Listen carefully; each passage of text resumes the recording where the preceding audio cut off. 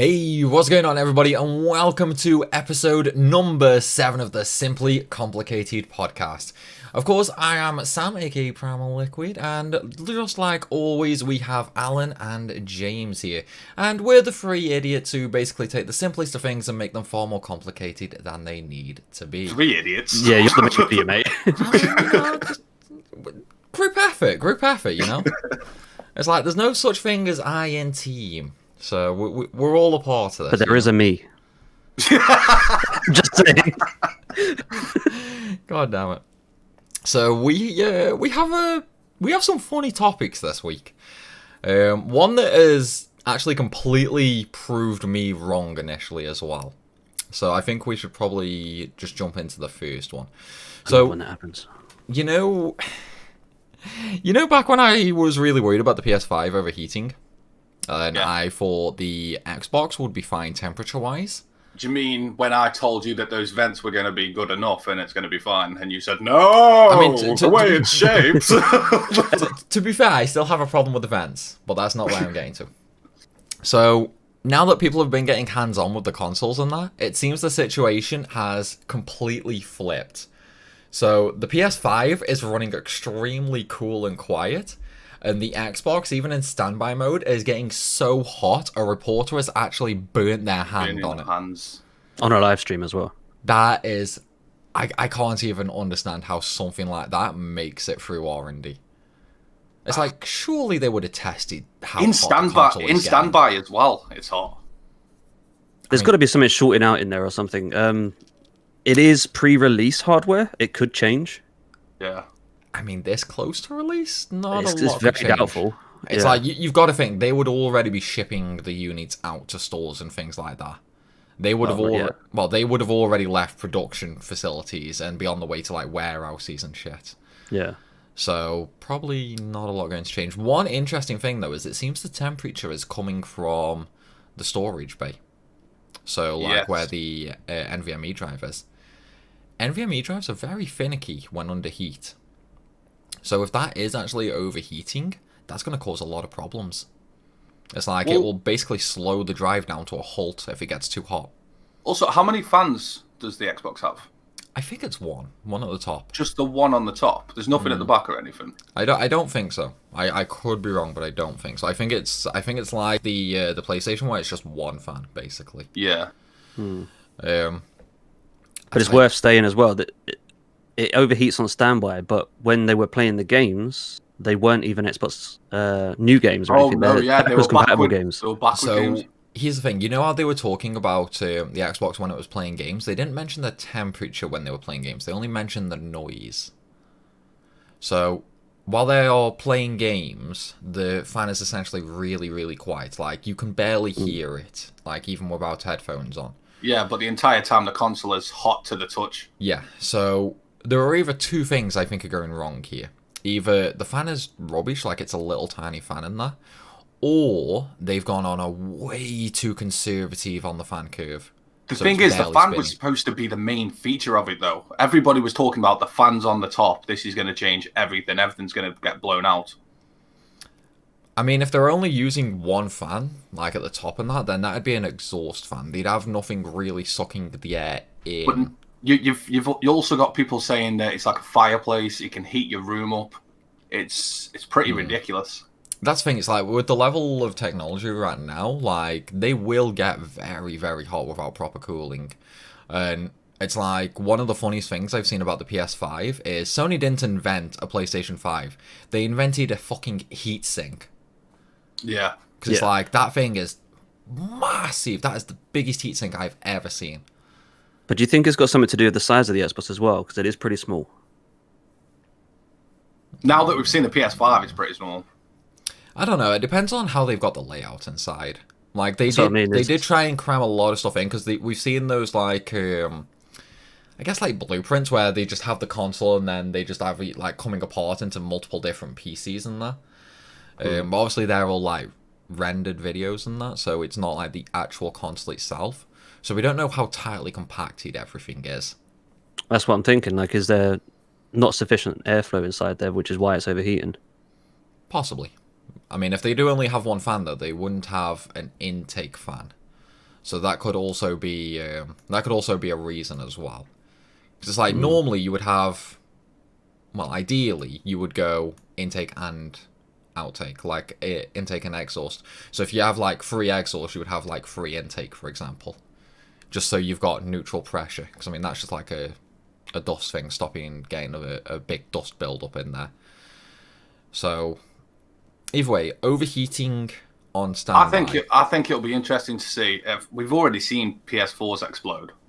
Do you think there's a possibility the Xbox could explode? Well, not explode. Explode's strong. Melt, maybe. Fire. Yeah. I do think it will happen. On a grand scale, probably not, but there will definitely be a few that end up melting. It's like if it's getting hot enough to the point where somebody has literally burnt their hand, then that's bad enough as it is. It's gonna be hot enough to burn through the plastic eventually. It's like, leave that thing on for 8-12 hours, and it probably will start going through the casing. It's like, do we know what the case is made of? Is it aluminum, or...? I have no idea. So if they stick with the traditional plastic casing, then yeah, it's definitely gonna melt through it. Unless there's a frame around on the inside protecting the casing. Maybe?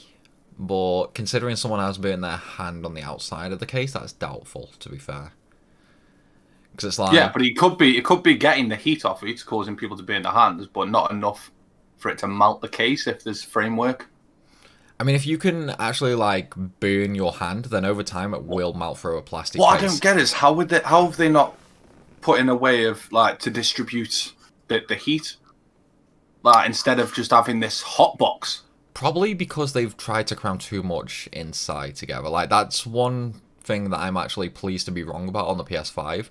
Their, like, heatsink in that is basically the full console itself. Like, you've got a tiny little bit of hardware over here, and then the rest of the 10-foot thing is just a heatsink, basically. And that's how they're going about dissipating all that heat. And that heatsink is shaped in a way that it could act like a vapor chamber as well. Yeah, so basically they've gone for, like, they're not doing like the old laptop cooling now where it's just like really thin pieces of copper to transfer the heat. They're using full actual heat pipes now, like a traditional PC air cooler and that, which is definitely going to improve performance compared to last gen for sure. Plus with the size of it, that's going to dissipate quite a bit of heat. But obviously we don't know just how much it puts out yet, because the only people who've got hands-on with the PlayStation 5 are basically playing Astro's Playroom and a couple of other things.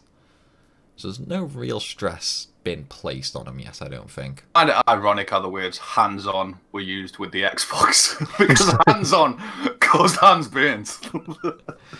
I wonder how long it's going to take before someone sees if they could cook an egg on it. Oh my god, that's got to be done. It's like, it's going to happen eventually. Yeah. It's like, there's people cooking eggs on, like, sidewalks when it gets hot out. There's people cooking eggs on cars. You'll end up having people cancelling their British gas accounts and stuff. Like, yeah, I don't exactly. need to pay this bill it's anymore. like, I mean, I don't need a cooker to eat, you know? It's like, just Swap some sausages on the top of it. Yeah. But no, it's like, someone tried this hard on a PC. Like, rather than having a cooler on the processor, they just had, like, a little tray on it, and they cracked an egg in and see if they could cook an egg on that. It was kind of funny. But I'm kind of expecting the same thing to happen now with the Xbox. Yeah. Where it's like, it probably won't happen soon, but I expect it will happen eventually, especially if the temperatures get that bad under load. I'm surprised by it, because it seemed like Xbox were prepared this time around to take on PlayStation and possibly come out, you know, the better console. Not necessarily, but possibly. But then this obviously pops up. They've done a lot of good things so far. They are looking very strong for this. They are. It's just that this is a big deal. Yeah, this is a huge deal in my opinion. If they're overheating to the point in which they're saying this can make or break them. Yeah. What's the point in having all the great games or whatever if your consoles? Has it been said how it heats up during like AAA games or anything like that? No. Let's say Red Dead 2 or anything. No. So the only thing that has been mentioned is the level of noise when playing old gen games. Like, they specified it was only old gen games. They've not played any next gen things on it. Right. Other than that, they mentioned the temperature when it's in standby mode. They didn't say anything at all about gaming on next gen or anything like that. So we don't really know how hot it's going to get under load. Maybe it's just a case of the standby fan curve is way too horrible, and then when it's playing, the fan curve will ramp up. That is a possibility, but given how like people with hands-on were saying, like, oh no, it's just like super quiet and that, I don't think the fan's going to ramp up much. No. But I'm just surprised it's getting so hot in standby. Yeah, like, that's what worries really me. That's what worries me. Because like, it's got to be doing something in the background. Yeah, but like, what? That's the thing. It's like, if you're only in standby, then it shouldn't really be doing anything. Like, it's not outputting a display or anything like that. It's not spinning the discs or loading anything. It's doing quite literally nothing. It's basically in power saving mode. What is Xbox using in terms of... So, we've seen the heatsink for PlayStation, right? Mm-hmm. They've not done a teardown, have they? So we don't know. No, we have no idea what's inside the Xbox. That's what needs to happen soon. They need a teardown so people know what's inside. It's why it's getting so hot and if it can be managed. I don't think they will anymore. No, like, they probably won't. Now that somebody's burnt their hand on it, I don't think they're going to tear it down, because then people are just going to really rip into them about an underperforming cooling system. They won't do that this close to launch. It's like, I think they'll just leave it, wait for people to buy it, and wait for them to do teardowns. Because by then, they've already got your money. They don't care at that point. The problem is, though, if the customers are doing the teardowns, isn't that voiding the warranty anyway? Yeah. Yeah, but they don't care. Yeah, it's like, people doing teardowns are just like the ones who were... Like, they go out by it day one just so they can smash it with a sledgehammer and drop it off a balcony and shit like that. It's like, they don't care if it gets broke. It's like, they're getting it to break it, essentially. It's like, you will get those few people who do the teardown and then put it back together so it's still usable and that. But yeah, it's going to be interesting to see what the internals are actually like on it, though. Yeah. I think it's worth mentioning as well, the only things I've seen people comment on and boast about the Xbox is one, the quick play function, and two, the backward compatibility. I've not seen much else in terms of positive reviews for the hands-on. Yeah, Xbox is going quiet now. Xbox have gone very quiet lately. Which is ironic, because they were very outspoken to begin with, and PlayStation were quiet. Now the roles are completely reversed. But they're going around buying a lot of companies and stuff that's going to help them in the long run. So they're still doing some good things, but they're just not... Yeah. It seems like they're playing the long game. Like, they wanted to get ahead first, which they were, but then, obviously, a few things have happened on their end, a few things have happened on Sony's end, that we consumers know more now. Maybe Microsoft's getting a little scared, so they're like, okay, let's take a step back a minute here. But that's funny, though, because they were cocky as hell. I mean, you have to be at first, though, don't you? You have to be cocky. It's like... I think the only people lately who really care about the console war is probably Sony and Microsoft anyway. Yeah, so it's like, they're still going to try and tear each other down. But at this point, it doesn't really matter much, because, I mean, the PS5 is so hefty, it can just sit on the Xbox now, basically. The only issue I have with the PlayStation is its size. Its size is necessary, I think. But lying down or standing up, that thing is a beast. Lying down, I don't think it's too bad, but standing up, Jesus. I mean, you it's like need where, that size where you're going to put it. That's the thing, you need the size now for You do need the size. It's like, we're long gone past the days of little tiny consoles like the PlayStation 1. Actually, I won't mention it yet. I'll wait till we get onto the topic about that. Okay. It's a separate topic. Okay. But there is something I want to talk about. Do you have any idea what he's on about, James? No idea. It's about the PlayStation, but we'll wait till we move on to that topic. Okay. But yeah, what do you think is going to happen with people burning themselves? Do you think this is going to give any legal issues? I was going to say that if it gets as hot as what it looks like in the article, and it can actually cause some damage, like literally burn yourself properly, there's going to be huge repercussions from that. I mean, look at what happened with Samsung when their phones were exploding. Yeah. Although, on the flip side, I'm thinking, because of all this damage, because of this overheating, there's going to be some very good Xbox bundle deals during Christmas. But that's if you can get your hands on one. I do hope that the housing is plastic and not metal, because if it's metal, that is going to get really, really hot. Would this shift plastic people? Has a chance of melting. Would this shift people? Would it make them buy more digital Xboxes? No, because the S is not as powerful. It is, yeah, but I'm assuming people ain't going to burn their hands on the digital version.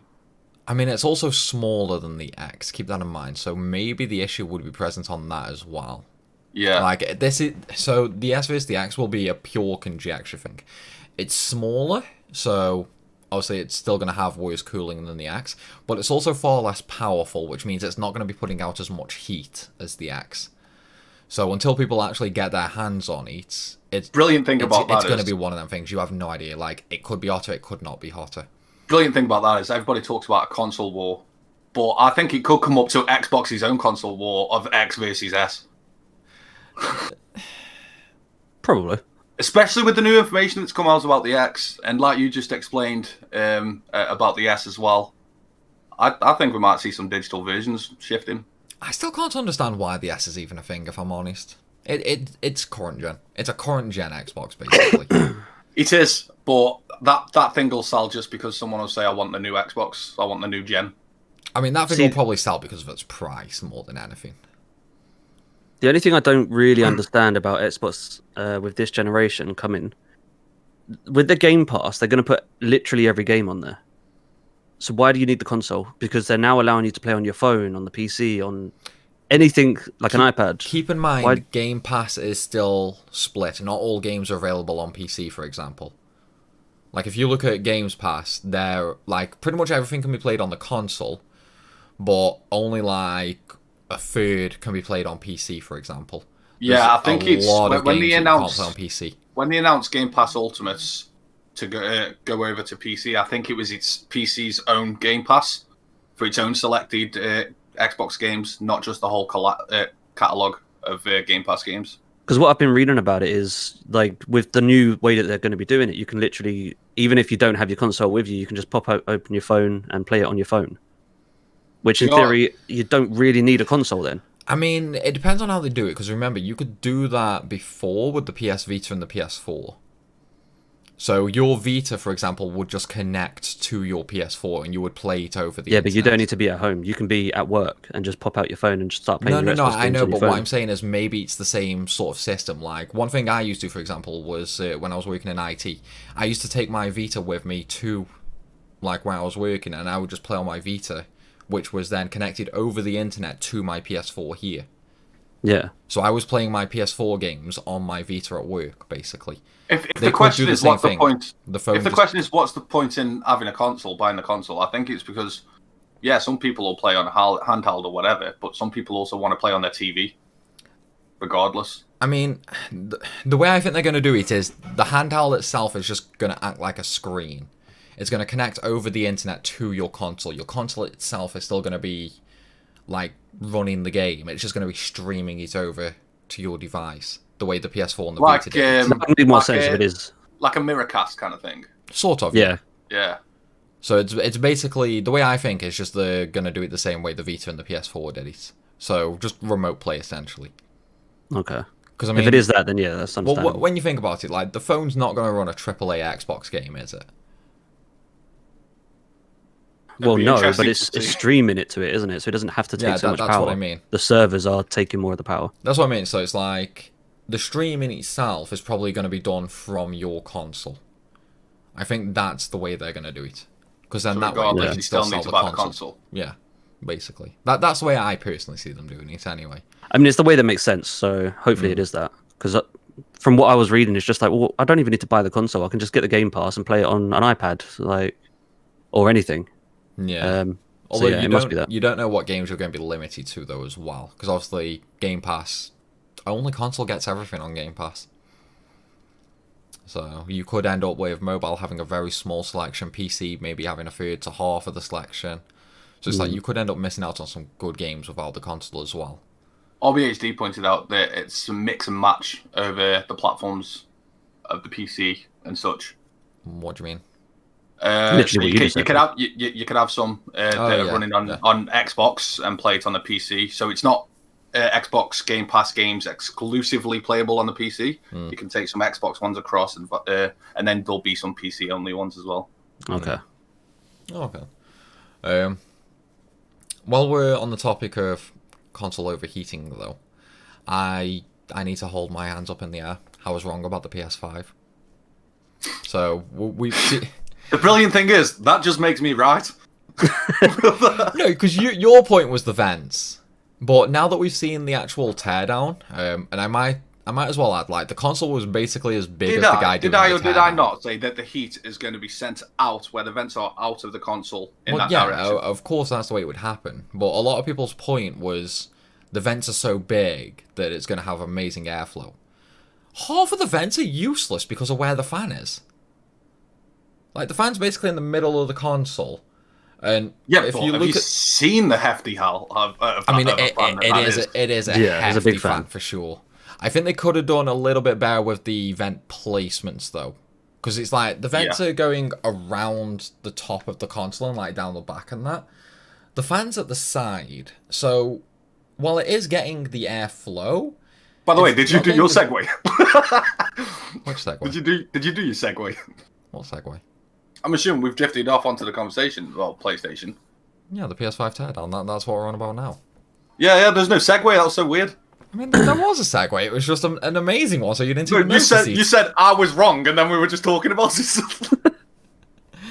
Simply complicated, people. So, with the PS5 teardown, we've seen that now. The fan itself is hefty, like you said, Al. It is a massive fan. Big baby. So that's going to move a lot of airflow. I still can't understand why they've got vents coming all the way down the front, though. Because, I mean, the fan's all the way at the top and it's sideways, so it's going to draw some air through those vents, but not a whole lot. To me, it would have been better having vents on the side around the fan itself to give direct, like, airflow into the fan itself, rather than the weird way they're doing it now. But they have something else that's interesting as well. They have like a dust compartment, and I'm not sure how this is actually going to work. I do. I am sure.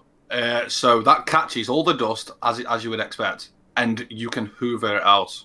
Yeah, no, you can get your hoover in there and clean that out. So I get that, but how does the dust get in there and not in anything else? Because there's no net, no catchment area or anything like that. It's just two holes in the console, basically. It's probably going to be because the panels themselves are detachable. But I mean, all the dust is going to go through the vents. So it's going to go through the vents. The vents are going to get blocked up. It's not going to end up in that net. No, like that's the net's right. Well, no, there's no filter. There's no filter. It's just two holes basically, and all the dust is magically gonna get sucked into those holes. Are we sure there's no filter? There's got to be a filter. From the teardown, there was no filter. I mean, I didn't look after he spoke about it. There was, I don't recall seeing a filter myself. No, there was no filter on the teardown. There's not even. Yeah, that doesn't make any sense whatsoever. Well, it's like apparently there's no dust gonna get on the fan either, but no filter on the fan. It's like there has to be a filter. There's no filter on the fan, and there's no filter sheet either. There was nothing like that. At this point, you sort of have to question what the hell are Microsoft and Sony doing. I mean, Sony have done good. They've got a big, hefty fan, and they've got an even bigger, heftier heatsink. What I do like, from what I saw from the teardown, or one of the many things that I like, is the panels. He specifically says that the person at home can take these off themselves. Now that, to me, would indicate that these can be customized. Yeah, I said that from the day they showed that. I knew that would be the case. And I was hoping that was the case. We've known for a long time they're going to be detachable, though. Well, I've shown you a concept. I've shown you a concept before, Sam, of a Spider-Man design on the panels, which looked sick. I think if we could get something like that to customize the panels. I mean, let's be honest, right? You could either sexy-looking console. You could buy a custom panel from eBay for $5, or you can get the official Sony ones for £50. Yeah. It's like Sony they're going to try and make their own unique panels, I think. Nobody's going to buy them. The problem is, though, I think it's going to be... The Sony one's probably going to be a £5. It's a £45 warranty. But I think it's going to be like the PS3 when you got the vinyls. Just stick it over. Yeah. To be honest, I'm probably just going to take the side panels off. I'm hoping they're not going to be stickers in terms of that. I'm hoping they're going to be these sort of plastic vinyls that can clip onto the panel and take it off and swap it out, rather than peeling away a sticker kind of thing. Yeah. I think the way I'm going to do it is I'm going to have the PS5 on its side, I'm going to take the top panel off, and I'm going to put a dust filter over the fan. That's the way I'll probably do it, because then it's got much better airflow, so temperatures will be much lower, and there'll be a dust filter there, so no more dust getting inside. Well, according to them, there won't be anyway. I mean, I still don't know how this magic hall's going to work. Like, did you see it, by logic, it shouldn't. Did you see, by the way, when they took all the parts away, and you were left with this sort of oblong? It looked just like a PS4. Once he teared it down, the end product just looked like a PS4. I mean, it would do though, wouldn't it? Like, it's essentially the same thing. It's just higher end, basically. There is one thing I'm pleasantly surprised about, though. It's essentially a full-size desktop CPU in there. So I'm hoping for maybe some water cooling mods. Really? What do you think about the liquid metal? Don't get him started on this. It's a risky move. Right. It's Can you elaborate? So, liquid Rants? metal... No, not a rant. Liquid metal's just one of those things that... I mean, people do it on, like, PCs, for example. But it's very risky. Like, if a slight drop of liquid metal gets on the motherboard, it's just going to short out instantly, basically. Because that's what it is. It's like, it's liquid metal. So it's like, all it's going to take is a tiny little drop just to maybe run over the edge onto the motherboard. Boom, console dead. It would be encased, surely? No?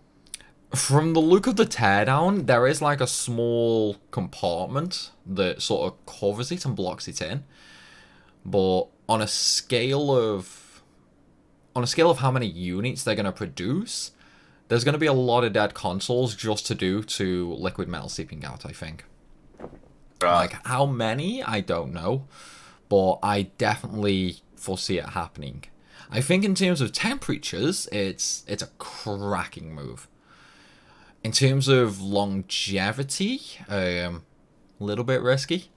And of course, it also depends on what the base of the heatsink is. Because obviously, liquid metal, 9 times out of 10, it's going to be gallium, basically. That just eats through aluminum like shit. It will corrode an aluminum heatsink.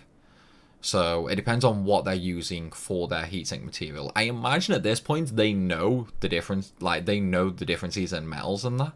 So they wouldn't use an aluminum one, but at the same time, aluminum is so much cheaper than copper that I don't know. I'm hopeful they use copper. I'm worried they use aluminum. I have a follow-up question. Go on. Wi-Fi 6. It supports Wi-Fi 6. What do you think about that? I mean, I think it's rather essentially pointless. Future-proofing. It is at the moment. I mean, it's not that. It's like, you can get Wi-Fi 6 routers at the moment, and they're stupidly expensive.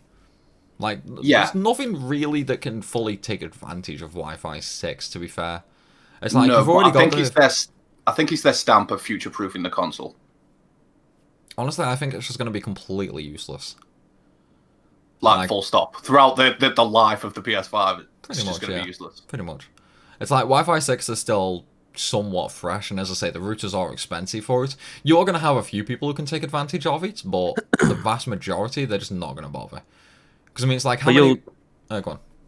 No, you'll start having, like, the service providers sending out routers with Wi-Fi 6. I was going to say, you necessarily have to pay for it. Can I ask about Wi-Fi 6? Because I'm not 100% on what it is and how it's supposed to be different and...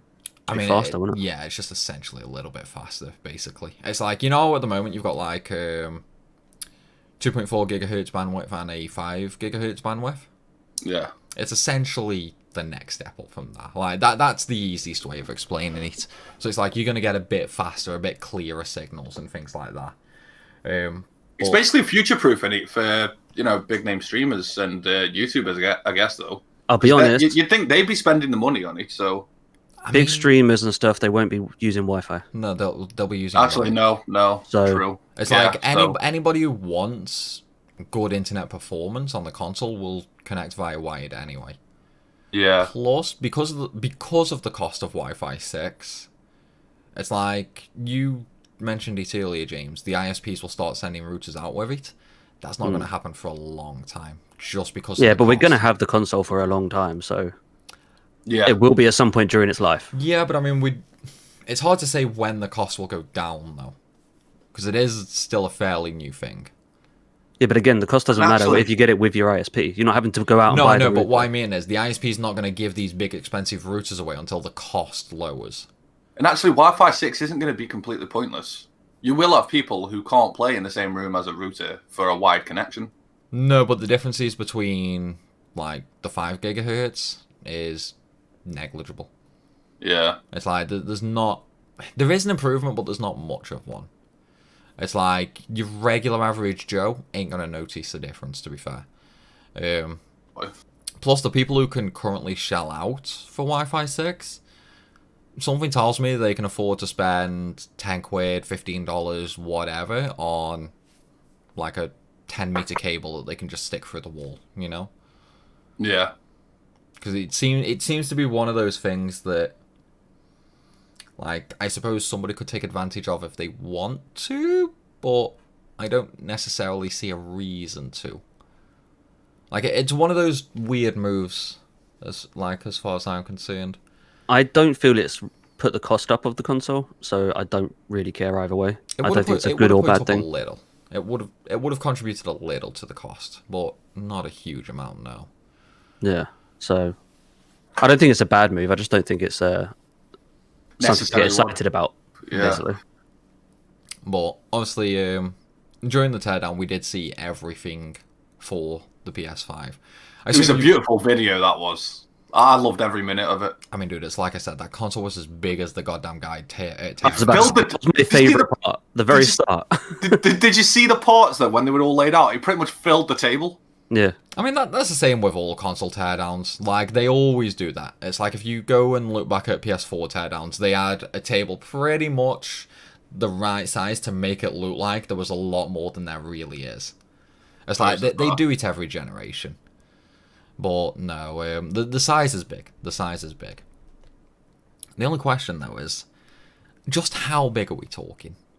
Do we have any actual dimensions released for it? Yeah. They released them like a month ago. Yeah. No, I was going to say, because I've seen different reports of different sizes, so I don't know which ones are the real ones. Sony themselves gave the sizes.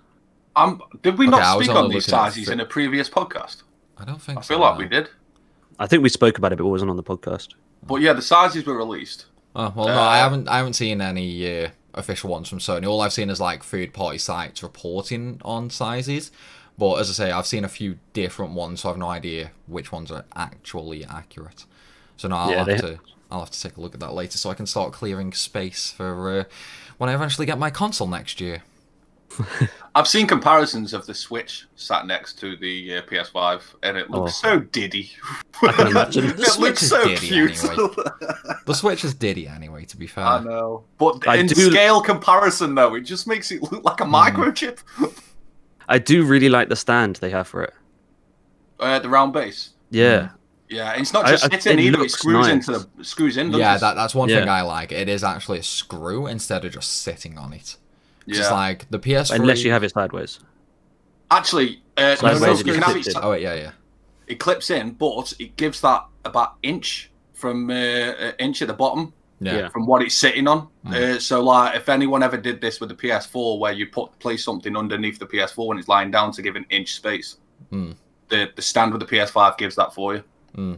Well, that's one thing I had to do with the PS4. I've literally got 4 rubbers under each corner of the PS4 just to give it that little bit of height off the desk and that. Because, I mean, the bottom of the PS4 gets damn hot. Like, that gets way hotter than the top. But obviously that's where all the parts are at the bottom of the console itself. So that is where the heat's going to be focused. On about PS4, by the way, I have finally experienced what you two call a jet plane sound. When I was on Ghost of Tsushima. It really boosted up. I tell you what, speaking of things that... You've just given me the perfect segue to this. I mean, this is slightly off topic to what we're on about. But you've experienced the jet now, haven't you? So, James has experienced something that I was talking about before. Yeah, which I didn't believe you. Come on. Oh. You can explain it. I think it was last podcast. Sam was talking about how the PSN has slowed down in the menus and everything. Oh yeah, me and Sam both experienced it. You finally experienced it? Yeah, I've because I hadn't been on the PlayStation for a while since then. Yeah. When I came on for the COD beta, it was so slow, like painfully slow. So I have to. Yeah. Do you believe now that they've possibly deliberately slowed it? I don't think it's deliberate. I think it is because they're copying files over to the PS5 service or whatever. I think it's a temporary thing, but it's slow. If it's anything like the PS3, it's only going to get worse. It's like, I went on the PS3 about 1.5 to 2 years ago because I wanted to play the Ratchet & Clank HD collection again. I did not have my disc anymore, so I had to download it from the store. And it took me probably about 30 minutes to get onto the store itself and actually start a download. So if it's anything what's that on? like... that was the PS3. So if it's anything like that, it's going to get worse and worse and worse. But no, it's like, that is one of the things I noticed on the PS3 and now the PS4. So, you know what, I'm going to come back to this in like 7-8 years time when we're talking about the PS6. And I'm going to be like, the PS5's fucking slowed down again. I knew it, they're doing it every damn time. Do you not think that it's because the new console's coming out, they're anticipating a lot of people will go from the PS4 to the PS5, so therefore the servers don't need to be as good. So what they've done is just slowed down the servers a bit. I mean... Well, not slowed them down, but giving them less memory. I mean, no, because the consoles aren't out yet, so everybody is still using a PS4. Well, yeah, I don't mean for the PS4 at the moment. For the PS3, definitely. I mean, that's an old console now. Yeah. I mean, you don't spend so much money on the servers now. Well, no, I mean, keep in mind, like, nobody can get a hold of next gen at the moment, so people are going to be on PS4 for a long time, I think. Because it's like, we've still got the limitations of stock, and obviously, people don't like buying consoles so early anyway, because, I mean, problems, prices, games, like, there's a whole lot of reasons. Like, people typically wait 1 to 2 years before they upgrade anyway. So, it could go for a while. I'm treading back slightly to the Xbox here, but when we were talking about how hot it got, do you think that could cause cancellations and pre-orders? It probably has.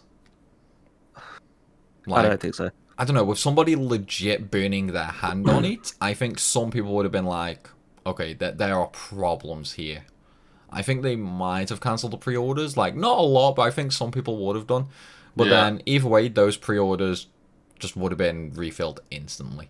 Yeah. Yeah, good point. The waiting lists. Yeah. It's like, it wouldn't really have changed anything. It just would have been like, okay, I'm going to jump out from the head of the queue and I'm just going to leave the queue entirely.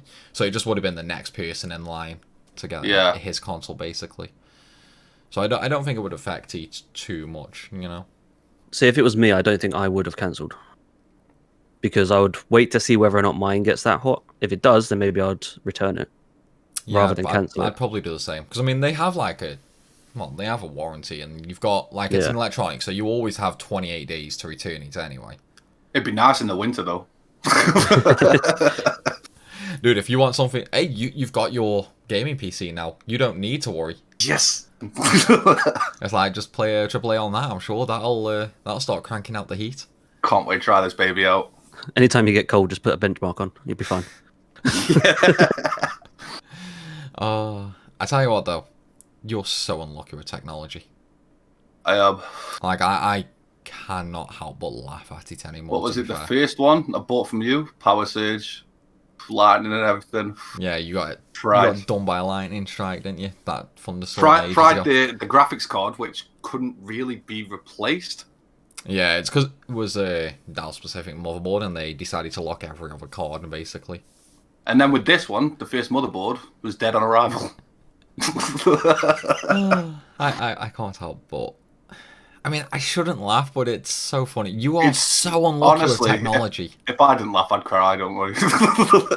Here's the thing, though. It's like, what are you blaming this on? Are you blaming your luck with technology, or are you blaming your luck with Amazon? I just think the world's got it out for me. But also, fuck Jeff Bezos. Yeah, I'm going to see if I can slip that in every podcast, by the way. Fuck Jeff Bezos.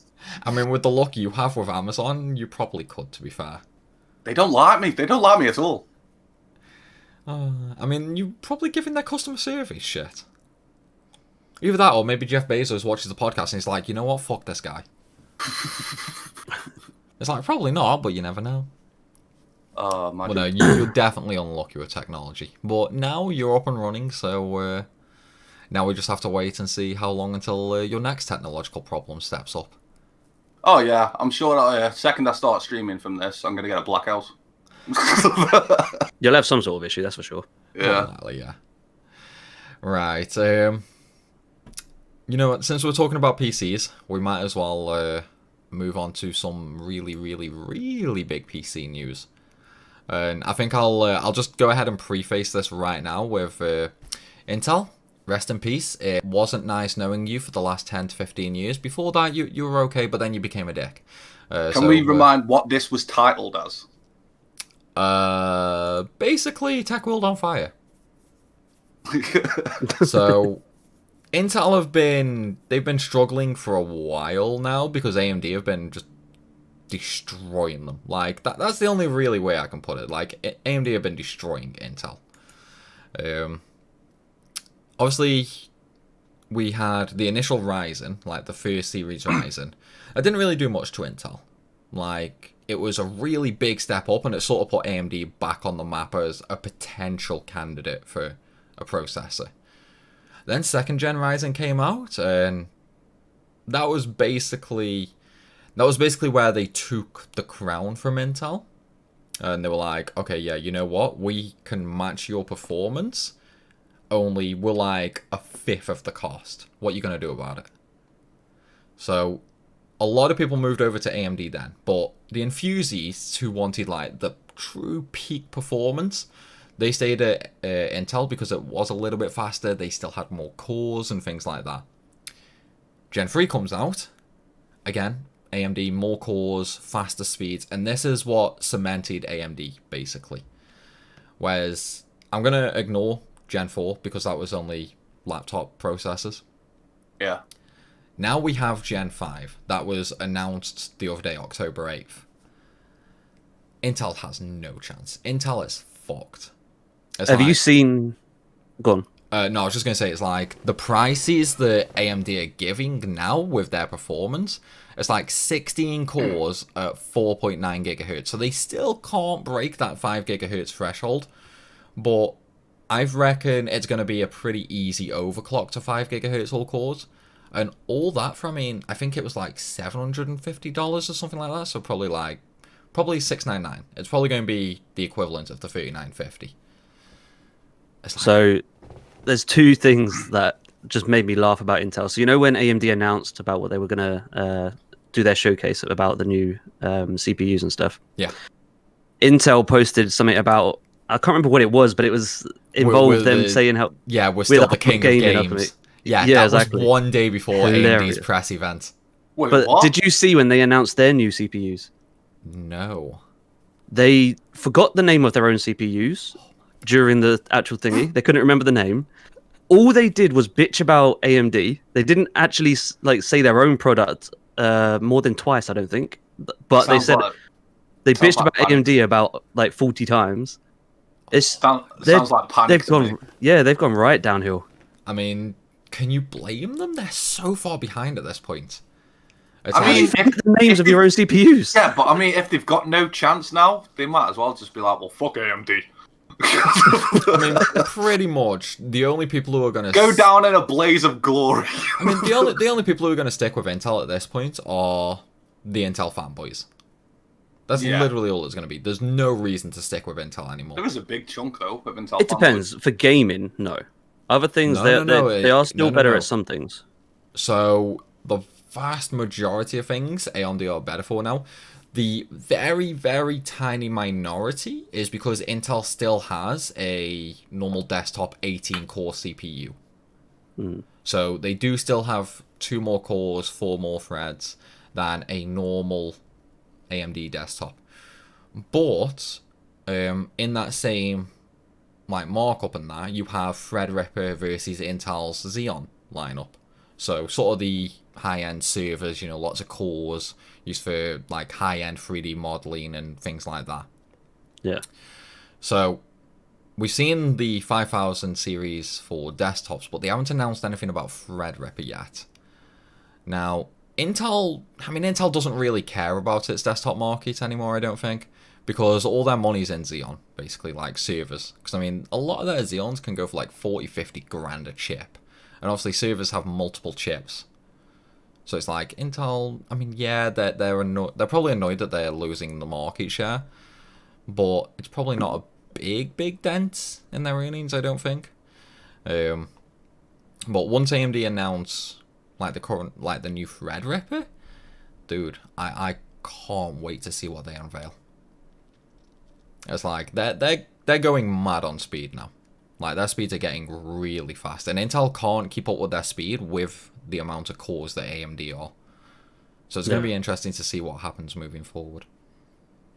Because it's like, you've got, well, as I say, you've got the 16 cores on the 5950 at 4.9 gigahertz. The equivalent of that from Intel is pretty much double the price, and even then it's a slower speed. So when it comes to Threadripper, I mean, we had the 3970, which had 32 cores, and I think that was clocked at, I want to say like 3.8 gigahertz or something like that. So that itself could do a lot of gaming. It was more editing, server, stuff like that, but it could game on, which is completely different to Intel's Xeon lineup. They're good for core tasks, terrible for gaming. But there is still one issue as well. Intel is still stuck on 10 nanometer. AMD are working on 5 nanometer. Like, they've already got 7 nanometer chips, and they're working on 5 nanometer. Intel cannot catch a break. So they're dead. Intel's dead. Yeah, I think everyone can agree with that. Would you be looking to get the new CPUs though? Honestly, I'm highly considering the 5950. Like, I'm genuinely seriously considering it. It's like, it would double my cores, so that alone would give me a massive improvement when it comes to like rendering, editing, things like that. But not only that, it's nearly a full gigahertz faster than my 2700X. So, and I will happily take your hand-me-down, Sam, don't worry. I mean, your CPU is not much worse than my current one, to be fair. No, you did point out, yeah. It's like, yours is actually newer than mine as well. Like, mine was the generation before yours. It's like, mine basically just has 2 cores more. It's a new introduction to me as well, for me as well, all this. But I am happy that I've got... Everything's upgradable, I think. Yeah. So I can definitely get to where I want to go eventually. And this is where you enter the lovely world of PC problems. Yeah, well... I mean, I've already entered fucking problems. You had problems from day one. I think I'm always going to say fuck PCs along the way, but still be grateful for one. I'll tell you what, though, one thing we probably should talk about is, since we're sort of on about Intel, we should probably talk about fan reactions in general. So, we played the Call of Duty Alpha. Well, me and James did. Alan, did you play it? I played the Alpha. Okay. What did you think of the Alpha, first and foremost? I enjoyed the Alpha. I went in it pessimistic, thought it was going to be dog shite, and it was really fun. I enjoyed it. Okay. And James, me and you gave our thoughts last week, didn't we? Like, we both loved the Alpha and that. Yeah, it was great. So, the beta has released this week. It was Thursday and Friday for those who pre-ordered Black Ops Cold War. And then Saturday and today was just an open beta on PlayStation 4. So anybody on PS4 can go and download it right now and probably still get a few hours to play it. The reaction to the alpha in general was very, very good. Like, not just always like Reddit, hugely Twitter. Positive. Yeah, like it was hugely popular. The beta? This is the one time in history where a beta has been dog shit compared to the alpha.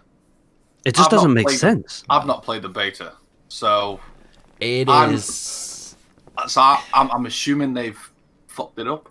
It's plagued with problems, like absolutely plagued with problems. For one, there's a really interesting bug. which apparently they fixed, but as James has witnessed to yesterday, no, they did not. I've never had the problem once, by the way. No, you're one of the lucky ones. Basically, when you get into a game, you know how you choose your class, yeah? Yeah. Every now and again, if you don't choose your class instantly, it completely fucks your controller. So you can't do anything with your controller, basically. Basically turns it off. What? It doesn't turn it off straight away. So for about 10 to 15 seconds, your controller will be on, but it won't be registering any command whatsoever, right? It will turn itself off eventually, but you can't turn it back on. If you have another controller, you can't turn that on either. The only way of getting around this is you have to physically turn the PS4 off with the power button on the console, and then you have to turn it back on with the controller. Do you have to resync the controller? No. The controller stays synced. You just have to turn the console off, and then you can use your controller again. What's causing the controller to have a meltdown? Some problem with the game.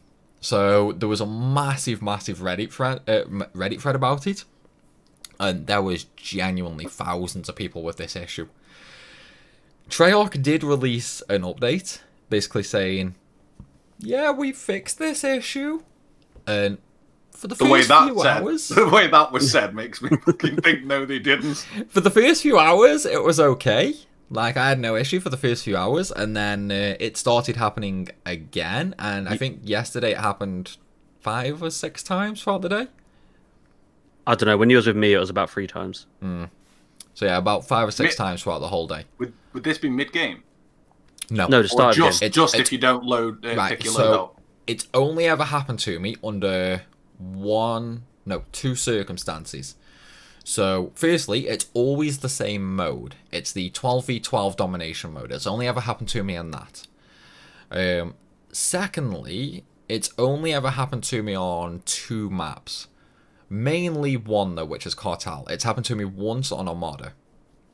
But basically, as soon as the loading screen ends, and you get to choose your class, if I didn't choose a class pretty much as the game starts, like as soon as it comes up, like I have like 3 seconds to choose my class, basically.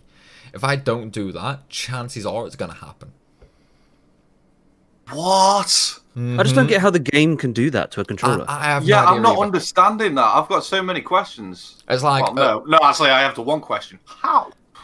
Well, at first, I didn't even consider the game. Like, when it first started happening, I was like, what the crap is going on? Like, I thought at first my controller was broke. You'd go to blaming the controller. Yeah, so I thought my controller was broke. Wait, Sam, I was round yours not too long ago where you were struggling with the controller. This is the same issue. Was that because of COD? Yes. Oh, shit. So, obviously, I was testing the controller, and the controller was fine off the game. So I was like, okay, it's not the controller. Let's look this up and see if any other people have had issues with this. So I found out that maybe it could be the Bluetooth receiver inside the PS4. But I was like, I mean, it works on everything else. So in the end, I was like, let's look up if other people are having this issue on COD. So I went to the Reddit, and lo and behold, one of the highest rated topics on there was, anybody else's controller getting screwed by the beta? That should have been the title of this topic. Well, yeah, so there were thousands of people with this issue. That's crazy, though. Is there any explanation as to how it's even affecting it? All Treyarch have said is there was a bug which caused controllers to disconnect. I mean, firstly... Yeah, but how does a bug in a game affect hardware? Yeah. I have no idea. Genuinely no idea. But at the same time, I also have experience with COD killing my consoles in the past, so I can't say anything about that. Like, I've had COD killed my PS3s.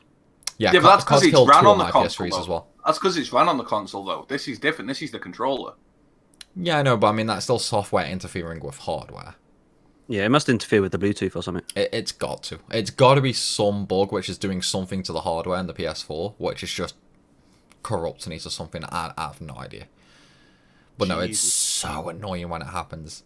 Because it's also... I don't know if I'm right in saying this. It seems like a rare thing where the alpha is better than the beta. It's not rare. To me, that's unheard of. Yeah, like, I've never heard of an alpha being better than the beta. Yeah, so it's not me then. We when people played the alpha, like, we gave feedback, and it's like, yeah, this is amazing. There's a couple of tiny little problems, like, just tiny little problems that, you know, it's like, once you sort out, this is going to be it's going to be the best COD since, like, the PS3 CODs, you know? Yeah. Like, it is so good, the alpha was. And Treyarch were basically like, hey, thanks for all the feedback, guys. Like, we're going to take this on board, and we're going to make changes based on your feedback. Time to shut your controllers down now. Now that the beta's out, Treyarch have basically said, so you know how you were playing the alpha? Well, that's not how you're meant to play this game. This is how you're meant to play this game. And everybody's just like, the fuck is this? That's a bitch as well, that is. Like, thanks for the pre-orders. Here's the beta, exactly. But you're not allowed to play. Well, it's like, the biggest issue... Is anything changed in-game from the alpha? Or is it just this hardware issue? I mean, there's bugs? Been a few... Loads of little things. Well, there's been a few changes with weapons. So, obviously, like, damage, fire rate, things like that. Things that are bound to change once they actually get people testing them properly. You know, like, that's obvious to happen. There are two major issues at the moment, though. And when I say major, I mean major. So the first one is the connection. The connection is fucking awful. Like, I don't know what they're doing, but pretty much everybody is running 1 to 200 ping. Yeah, and you always get the packet loss. Yeah. Like, as soon as you start the game, constantly getting packet loss. Whether it's me, James, or every other streamer on Twitch. You can watch their streams, and in the top right, you will see packet loss nearly every game, basically. Could that not be put onto the server with everyone trying to play it? Well, imagine what it's going to be like when they release the game. So, here's the thing. There's going to be less people playing the beta than there was playing the alpha. True, because pre-orders only to begin with, and then what's left of the beta now open. Yeah. So, I think it's a case of they've downgraded the server, maybe. But one thing I can't understand. There's a new COD every goddamn year. How can they still not get a working server on release and for betas? I don't know how they can't get a working server when Warzone on Modern Warfare can hold up 100, 200 people or whatever it is. That's true. Well, no, so obviously the connection is dog shit, basically. That's one of the big things. So you're having issues like ghost bullets and things like that. Like, I can turn a corner, put half a clip into somebody, they just turn around and two-shot me. Now, on their kill cam, they turn around and shoot me, like, the second I come around the corner. So, obviously, there's a big issue there with connections. But other than that, there's one other big issue. Skill-based matchmaking. Ugh. Is that not a thing? No, it is a thing, and that's the problem. Okay. Don't play with Sam. Oh wait, do they take his skill matchmaking, which leaves you fucked every game? Yes, exactly. I just started the beta. He's already had a few hours to play it, so he's got a good skill level. I'd come join with him, and I get screwed. Yeah. So one of the big things is so they don't take an average. No, they take the best person on your team, the high skill level in the party. And I mean, back on the PS3, me and you played a lot of COD together, didn't we? Yeah. So you yourself know, like, if I want to get sweaty on COD, I can get sweaty. Yeah, of course. But with the skill-based... That should be gift right there, by the way. I can get sweaty. With the way the matchmaking is, like, the first couple of games were chill, you know? Like, my first couple of games, just sit back, enjoy what's going on. But then, as the games were going, I started to notice, like, okay, more and more people are tryharding here. Like, what is going on? And it got to a point where I was like, you know what? I'm so tired of these, like, 12-year-olds just sweating and tryharding so bad on a goddamn beta that I'm going to teach them a lesson. So I made my own tryhard class. And this was my big mistake. This was my mistake here. When I started getting tryharded, I tryharded back. Right. So, obviously, that took me from, you know, I'm just messing around that's your skill matchmaking. I'm going straight up. So, poor James. So now, near enough. He must have jumped on. He was like, "Yeah, I'm just here to have some fun." Can't wait. What the fuck? Why is everyone so tryharding? Here's the thing: every game we play right now, people are playing like it's fucking MLG finals. I don't know why people try hard on betas. It's not like anything yesterday. you gain out of it is going to go over to the full game. Yeah, pretty much. It's like once you get to level 10, you unlock a weapon in the full game. That's it, basically. I don't see the point in tryhard and betas. No. Well, it's like, even when me and you play, James, like, we typically mess around anyway, don't we? Unless, like, there's a real group of tryhards in there. In which case, I will still switch over to my tryhard class just to try and shit on them a little. Because, I mean, everybody knows that's the fun with COD, you know? James is fucked either way here. Because, like, the more you try, Sam, the more you're just really shitting on James. Here's the thing, though. It's like, even my casual play style, even in these sweaty lobbies, I can still go a little positive. So, no matter what... Yeah, but no one cares about that, though. No, I know, but what I'm saying Poor James is just trying to hang on. I know, and this is what I'm getting to. Because even my average skill, I guess, is still doing somewhat okay in these lobbies, the skill-based matchmaking is going to be like, you didn't get destroyed, so you're okay, right? You're going to have to swap PSNs to even it out. No, but it goes by the last 10 games, doesn't it? So it's not terrible. The skill-based matchmaking goes every game. So your score average is the last 10 games, but the skill-based is every game. That's why it kicks you out of the lobby every game instead of keeping the lobby the same.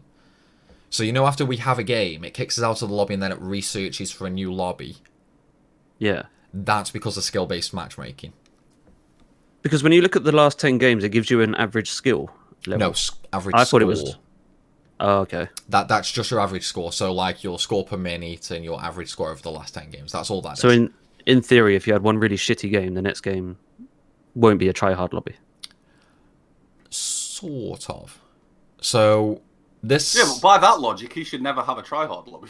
No, because he's in a party with me, basically. So, he's going off of... Shut up! Why aren't they just averaging it out? I mean, why have they even got it in to begin with? Like, they tried to incorporate skill-based matchmaking in Advanced Warfare way back when. Everybody fucking hated it. So, literally, they took it out instantly. I think it was in there for like 2 days. And all the shitstorm they had, they took it out. The last COD, the Modern Warfare remake, which is totally a new game, I might add, that was when it came into force permanently. Everybody fucking hated it on that as well. It's not surprising to see this kind of matchmaking, though. It's done on several games.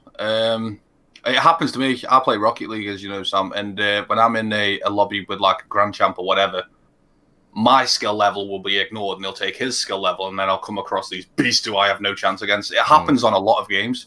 It just needs to be managed where just take the average. Yeah, so that's one issue that this isn't doing. So it's not taking the average, but not only that, it's essentially... How should I put this? Like, let's say there was two of me, for example. I'm on one team, the other me's on the other team. I was going to say, one of you is enough. So, in that situation, it would try and balance the teams, yeah? But let's say there's me against somebody else who's going to be, like, really, really sweaty. So it's like, it's then going to take everybody else in that lobby, and it's going to try and decide the teams based on that. So, if he is the best person in the lobby, he's going to get all the noobs, like the worst players in the game, on his team. Because the game thinks, okay, he's the best player here, he can So he doesn't need the help. So then, the second best player, and all the other okay players, are going to be on the other team. So now... As one sort of average team. Yeah. So now you've got the best player in the lobby trying to carry a team, and then the second best player with, like, the middle, like, tier skill, yeah? That's not balanced. Like, I don't care how good this one person is, he himself might do good, but he can't win the game on himself, especially in something like Domination. The only way I can figure out balancing it and giving James a chance is smurfing. That's what people are doing. Basically creating another account, a fresh one, having the same. Having the same skill that you've got, but the game won't know it. But you're on a fresh account. Well, no, because then it just boosts you straight back up. But yeah, after one game, it probably would. Yeah. So what would you call it smurfing? Because that to me was smurfing. What people are doing is reverse boosting, and you guys know Dr. Disrespect, right? Yeah. Now, he's probably one of the biggest streamers on the internet. Fair enough to say, yeah? Yeah. When he streams the beta, he spent a good chunk of it just running into people and letting them kill him. So he was finishing like 0 to 100 just to tank his KD enough to put him in lower level lobbies so he could actually have fun. Interestingly enough, right before this, which wasn't listed on the topics or anything, I read in an article that Dr. Disrespect was investigating the matchmaking. Yes, that is exactly what I'm on about. So, when you have a streamer with 500,000 to 1 million people watching, playing your game, and he's basically shitting on the matchmaking, like, yeah, so if I want to have fun on this game, I've got to go kill myself every game, basically. Yeah. It's like, that should be a wake-up call to Activision, shouldn't it? You would think that would You would think that would make them say... They won't, though. No. They won't wake up. There's a lot of people who don't like this. What's going on? This is a lot of bad publicity. What was the matchmaking in the alpha? It was just normal COD matchmaking. Yeah. It would just take 12 random people, throw them in a lobby.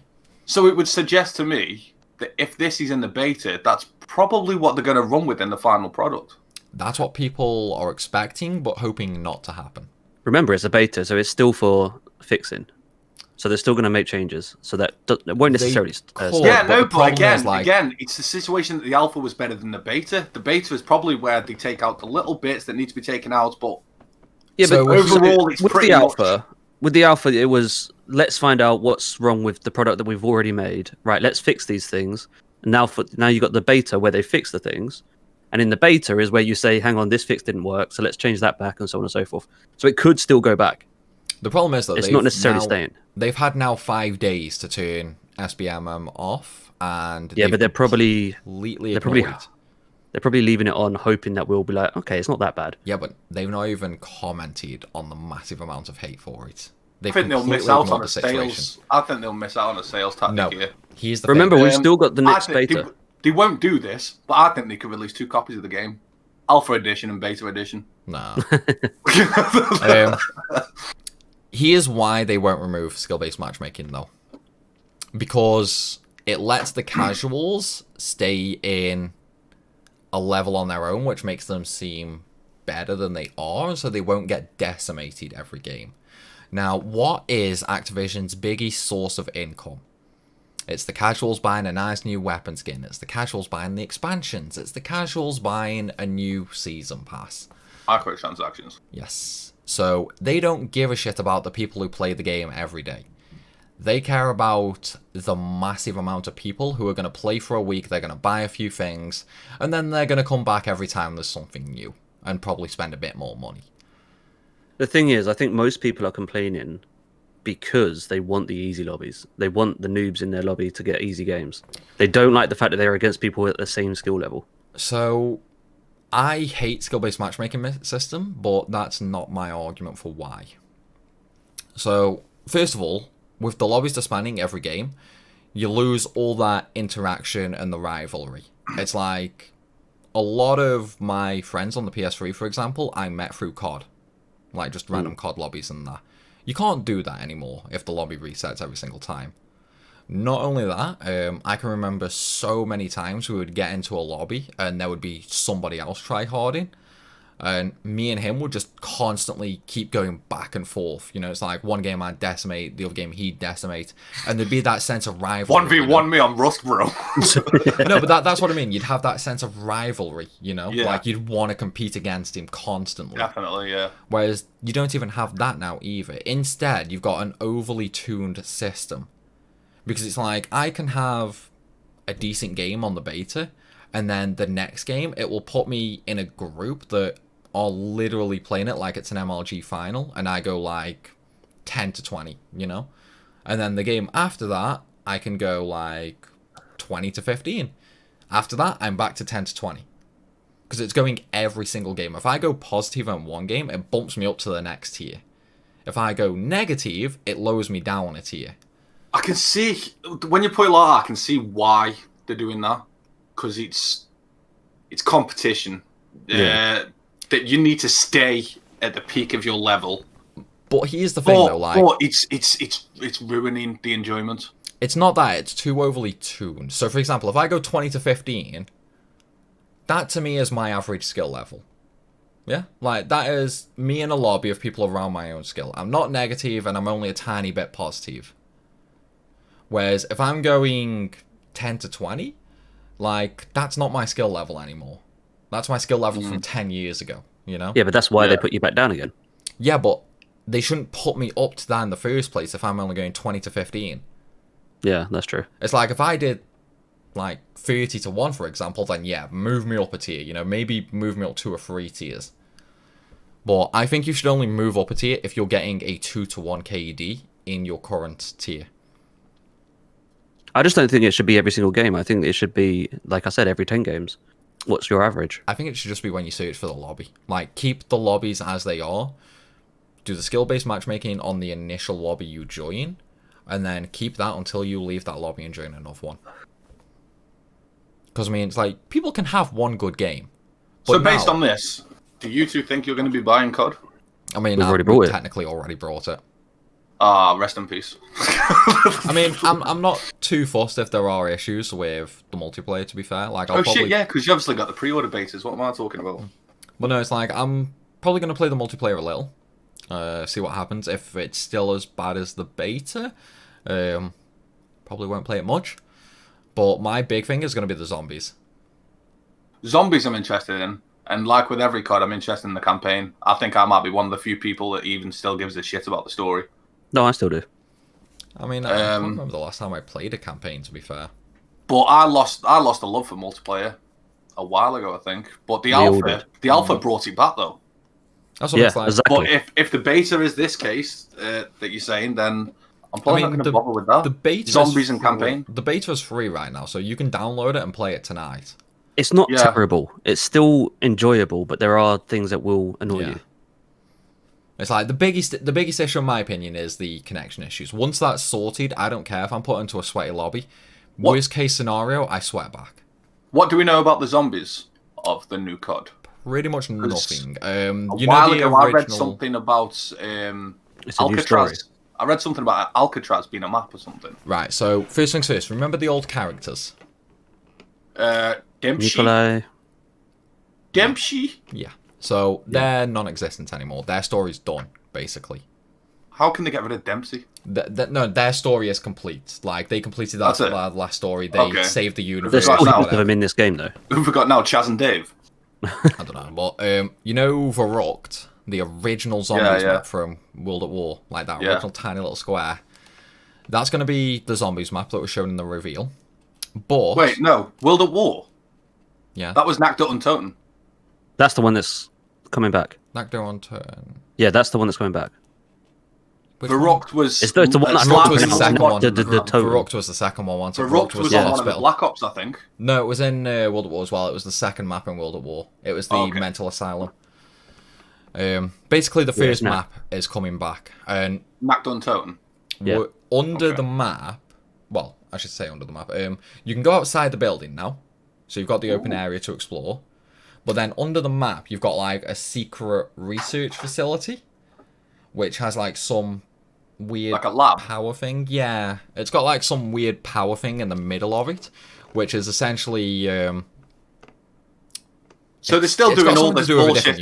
They're still doing all this bullshit of like turning on the power of this. 3000X Infinity Dome to create some bullshit. Basically, yeah, it's like it's still going to be the same zombies experience, just different story, and we're in a different universe. I'm excited about Nakdut and Toten again, though. I'm excited. Best memories of that map was the wall glitch. You go up to whatever level you want with a flamethrower and a wall. I mean, to be fair, there have been better glitches than that. That was a I know, but I've just got so fond memories of that. I didn't get bored till about like round 102 or something.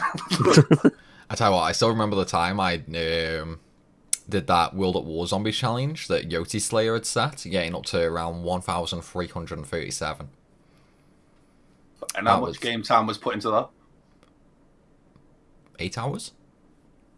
This was, keep in mind, this was on World at War. There was only 25 zombies per wave. Oh yeah. Yeah. True. It's like all the increased on World at War was their health, but you could do this on a map with a trap that just instantly one-shot the enemies anyway. Yeah. So you could essentially just keep running back and forth between the traps and get to whatever round. It's like people have got to like over 3,000 waves on the original World at War. It was only later CODs that adapted. The higher you are, the more zombies you are. But one thing I'm interested in is no starting pistol anymore. I don't like that. What'd you start with? You can choose your first game is going to be a pistol, but it's got to create a class system basically. So you know how on like Black Ops 4 you could adjust the weapons with like attachments? Yeah. It feels too easy. Well, you can do that now as well, only you start with a class as well instead of starting with the handgun and just buying the weapons off. It's not really the first time they've done that though. There was another one where I think you had to pay some in-game currency for it though that you could earn. Or the bubblegum machine maybe or something on zombies, where you could start with, let's say, like an automatic pistol or something. I remember something like that. I don't think it's the first time. No. Black Ops 2, you could change your starting weapon to like a different pistol. Yeah, it was only pistols. Still a pistol, yeah. Yeah, but not just that. You could also have kill streaks. Yeah, but I don't think they're through the class. I think that's something unique because the one we saw on the reveal was the chopper, and that was during the extraction. Yeah, and I'm not saying it's anything like that. Just the fact it's got kill streaks is a bit much. Are we also looking at any new perks? Maybe. More than likely. Like the in-game zombie perks, not just your typical Sleight fan, Juggernauts, double tap. I mean, there's usually a new one, isn't there? So. Yeah, it's like there's going to be some new ones for sure. There is one thing I'm interested on though. So, previous zombies, the goal was always either do the Easter egg or get as high as possible. Yeah. The Easter egg being the teddy bear, early, right? Say again, James. I said now you can exit early. Yeah, so you can choose to. What, you can choose to end the game on a certain round? But you have to do 10 rounds of harder zombies. So let me try and explain this the best way I can. So basically, you can either go as high as possible, and you get like a reward when you die, yeah? You can choose to leave early for a better reward, but you have to survive 10 continuous waves of zombies. And when I say continuous, I mean literally non-stop spawns. There's no break. Is that to qualify to leave early? No, that's to survive to leave early. Like, once you call the chopper in, for example, you then have non-stop spawning zombies that you need to survive for the equivalent of 10 waves. So, no more leaving a crawler to use the chest, no more leaving a crawler to use pack-a-punch. There's no wave intermission. There's 10 waves worth of zombies. Yes, just non-stop. Wow. So it's like when you... I don't think it's one wave. I don't think if you just trained them, I don't think you will end up with like 200 zombies behind you. I think once you... Yeah, like once there's a certain amount that'll be on the map. A zombie, another one will spawn. They'll instantly respawn, yeah. Okay, so the right amount would be there. It's just that... Yeah. Just that there's no wait between the rounds. Looking at the reveal, though, it does look like the limit is no longer 25 zombies. It's like, in the reveal where they showed a bit of gameplay, they had a lot on screen. So I think the limit has finally increased. That doesn't surprise me either, because people got really good at zombies. Yeah. Well, no, it's like, I'm going to be interested to see how it actually plays out. I'm a little sad there's no handgun anymore, but, you know, it's like... Can we dolphin dive? I don't know. Probably if the perk's back. Yeah. Because, I mean, that was a perk that let you do that. Yeah. That was fun, to be fair. Maybe? I don't know, to be fair.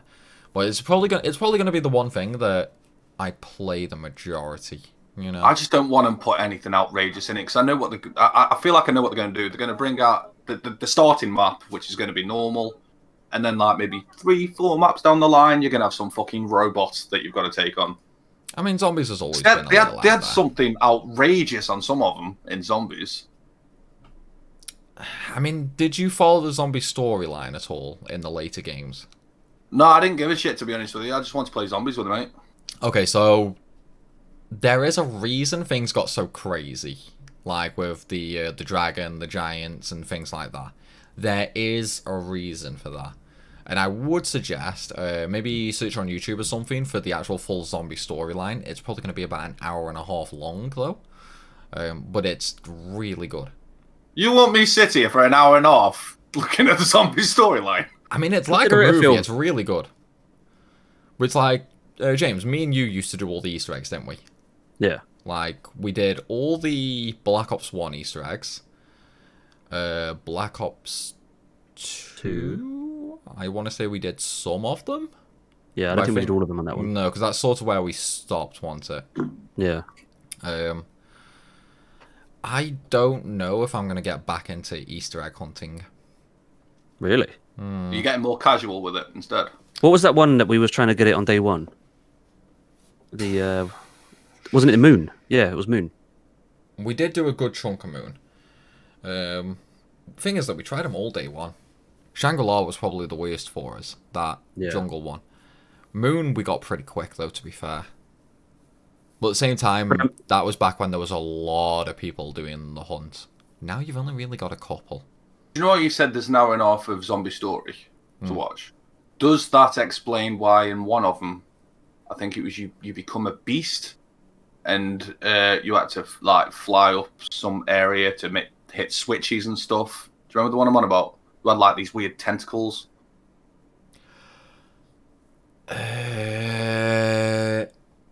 Yeah, I know the one you mean. You're on about Black Ops 3. Yeah, I think it was, yeah. Does that explain why you suddenly become a beast? Essentially, yeah. But keep in mind, that wasn't like Dempsey and them. That was some other people. No, I know, yeah. But I remember like all the stories are connected. I remember playing that, though, and I was always thinking, why the hell am I now suddenly just a hentai fascination? Yeah, there are reasons for that, yeah. And pretty interesting ones as well, to be fair. Like, the zombie storyline is confusing, but it's very well done.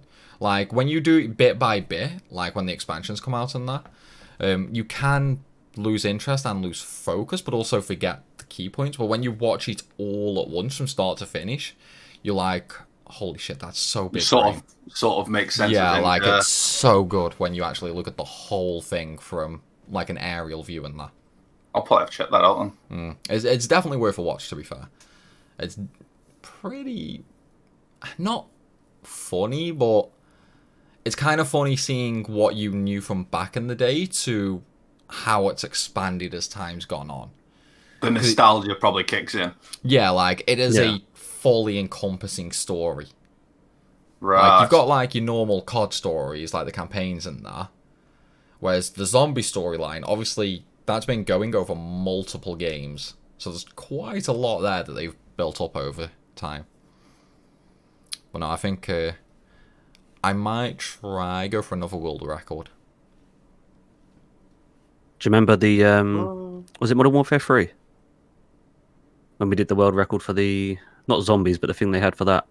What was the world record? Modern Warfare 3 didn't have zombies.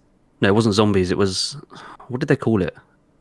Modern Warfare 3 didn't have anything other than that. Yeah, he's on about Infinite Warfare. Was it that? You mean the alien? Is he not thinking of Infestation? Yeah, I think so. That was Ghost, wasn't it? Yeah, Ghost. Was it Ghost? Oh, okay. Infestation. It made me laugh because your name was an X and mine was a W. I actually got number 1. Oh, you got number 2. No, I know what you're on about. Oh shit, what was it? That wasn't Infestation. No. Oh crap. I'm sure it was Modern Warfare 3. It might have been Modern Warfare 3 actually. It's when you had to survive the waves, but it weren't zombies. It was normal. It was people. like juggernauts and things infected. Like that. No. It was against AI, so it was like zombies, but other than zombies, it was like juggernauts and soldiers and things like that. Yeah. Oh, well, I remember what you're on about. I can't remember what it's called, but it was just hilarious that we got to number 1, and I ended up getting number 1. He got number 2. Yeah. Even though he carried my ass, but yeah. Just because of the name, man. But no, I think it's been a long time since I've gone hard at zombies, so I think it might be worth a try. I mean, obviously it depends on how I like it or not. Because I mean, zombies. It probably depends on how if the beta is anything to go by for the final product, I guess. Well, no, because there are no zombies on the beta. No, I know. No. In terms of COD itself, yeah, it's a beta. I still say don't take too much from the beta. Anything can change. I mean, this close to launch, not a lot normal. Can change. The problem is with Look how quickly they changed it from the alpha to the beta. The problem is with the beta like that and the pre-orders to play the beta, you're locked in to have that game now. I mean, no, we can contact Sony's customer service and be like, yeah, cancel that. You two aren't going to do that though. No. So the final product, either you're going to be like, fucking hell, this is bullshit, or okay, they fixed it. There's no middle ground. I mean, I guess. But as I say, like, I'll either play the multiplayer or I won't, you know? Like, yeah. The big thing for me is zombies. That's my enjoyment. Well, that's the most of my enjoyment from COD. I only ever had one plan for this COD. And now, more than ever, if the beta is anything to go by, is to rent it and complete the campaign and send it back. Download and play the beta. You might find it alright. And I might do. I'll give it a chance. If you don't do it I'll probably today, get it. I'll probably get it if I can play zombies with you guys. But remember, you can do it next Thursday as well. It's another weekend. No. Thursday, Friday is PS4 only, I think. That's... No. Or is it? No, Thursday and Friday... Hang on, I've still got the thingy open. Because I sent it to you earlier, didn't I? Yeah. Right, I think it is early access, actually. 15th and 16th, which is Thursday and Friday, is Xbox and PC early access and PS4 open access. Yeah, so you can do it from Thursday. If you don't do it today. It's definitely worth trying. Yeah. So you've got from Thursday to Sunday, basically, and today. Yeah, so you can I'll probably end up doing Thursday. I mean, it is... How long's left on today, do you know? I think it's until like 5 o'clock tomorrow. Yeah, I think that's what he says. 5 p.m. So you've got like all tonight and tomorrow and that, to be fair. Yeah. But no, it is fun, but the only problem is you get stuck into sweaty lobbies. And it's like... Somebody put in the chat earlier that do you know the fine-tuning that you were talking about? Yeah. Yeah, I saw that. It was Warstrife that put it. That level of tuning would be good for ranked settings, not casual. Yeah, they should have a ranked and a casual playlist. It's like, they've done it before where they've had a ranked playlist where people can go sweat in that, you know? But casual, it's like, yeah, you're gonna end up with people who, like, just curb stomp the casuals with, like, a normal matchmaking. But it's not gonna be often, you know? No. It's like, yeah, the curb stomper is always probably going to curb stomp 90% of the time, but the casuals aren't going to get curb stomped 90% of the time. Yeah. So they should do that. It's an easy fix, that one. So yeah, it's like all they need to do is just turn the system off. Maybe a future update will sort it. I mean, if they could turn it on from the alpha to the beta, they can turn it off from the beta to the next beta. I don't even think they'll bother though. They won't. It's because they'll just bring out an update on the final product. No, I mean, if they're going to change it. I personally don't think they will change it. I think they're just going to leave it on. Because this is the decision that has come from Activision and not Treyarch themselves. Because Activision want the casuals to not get shit on, so they carry on spending money. It's like, Activision doesn't care about those who actually play the game a lot. They just care about the people who are going to spend money. That to me is where COD is becoming more like FIFA now to me. That still doesn't add up. Like in our situation, I'm a casual, you're not. For instance, you team up and you're getting screwed because of your friend not being a casual. Yeah, but if you weren't playing with me, you'd be put into your own lobbies where you yourself would do pretty decently. Yeah, but what I mean is they need to get rid of it for when you're in a team. Mm-hmm. At least find the average or something, not what they're doing currently. Yeah. Of the skill-based matchmaking on like solo plays. Honestly, I don't even care if they keep it. I just want them to tune it down. Because it's way too strict. It's way too strict. It's like every other game for me is with people sort of on my skill level. And the games that they aren't on my skill level, like, they are way above me. Like, it's not just like they're a little better. It's a case of they fucking shit on me, basically. Yeah. It's like, it's been a long time since I've gone hard on COD. Like, COD 4, World at War back on the PS3. That was when I really try-harded COD. Like, game battles and things like that. I'll always have funny memories of my brother. Just like, if it gets, like, clapped in COD or something, just like, throw shit up. Fuck this game! I mean, we've all had moments like that, though. Yeah. It's like, me and James probably most on MGO. What, you gone through a few controllers? TVs? To be fair, I've never thrown anything. I think I broke... No, I haven't broken any controllers. I've smashed a few things, but... Ryan went through controllers. He recently went through a TV, I think it was last year. Oh I'm pretty sure... What did he do? What did he do? Like, if this was only last year, I want to know what he did. I think it was last year. I think he went to smash the controller. I think he threw it. And the batteries came flying out and smacked the TV. Oh. And fucking... Yeah, just damaged the TV. So he had to get another one. God. But he's also gone through walls as well, I think. He's just punched walls and shit. He's way too old for gamer rage. What the hell? He also headbutts, though, as well. The controller be here, somebody kill him like, BANG! Oh, I'm gonna have to rip him later on that. I'm gonna have to find out the full story for the TV, because that sounds hilarious. But no, I think when it comes to rage, nothing really gets me like MGO got me, like MGO 2. No. Although I was very into that, like I was very competitive back then. Yeah. Because it's like good old days. Oh, because it's like they had a stats in there, Al, that basically the better you did, the more you got. But then if you did bad or you lost, you would lose points from that stat. Yeah, your GP. God. So I'd have absolutely nothing. So basically, you had to keep doing good every game to get your points. And it got to a point where if you got so high, even if you come first, you might lose because everybody else is so low GP. So it's like a really annoying system. And if you did lose, good luck. Yeah, it's like if you were in a lobby with people who had like low GP, like say I had 2,000, everybody else in that lobby had 1,000. Let's say we lost and I did really, really horrible and I came last. Straight off the bat, I would lose like 500 GP. It would then... It ain't easy to get that back. Yeah, I would lose that 500 GP in that one like 5-10 minute match, and then to gain it back, I would have to slowly gain like 5 GP a match. By me coming first, I should add. You coming first per match gaining 5 GP? Yeah. It's it was a strict system. Well, it was a good system, though. It was a good system. I could really see how that would be rage-inducing if you lost. Mm-hmm. It's like, when it first came out, there were a lot of tryhards that really cared about the GP, and then people started leaving if they were doing bad, so they wouldn't lose GP.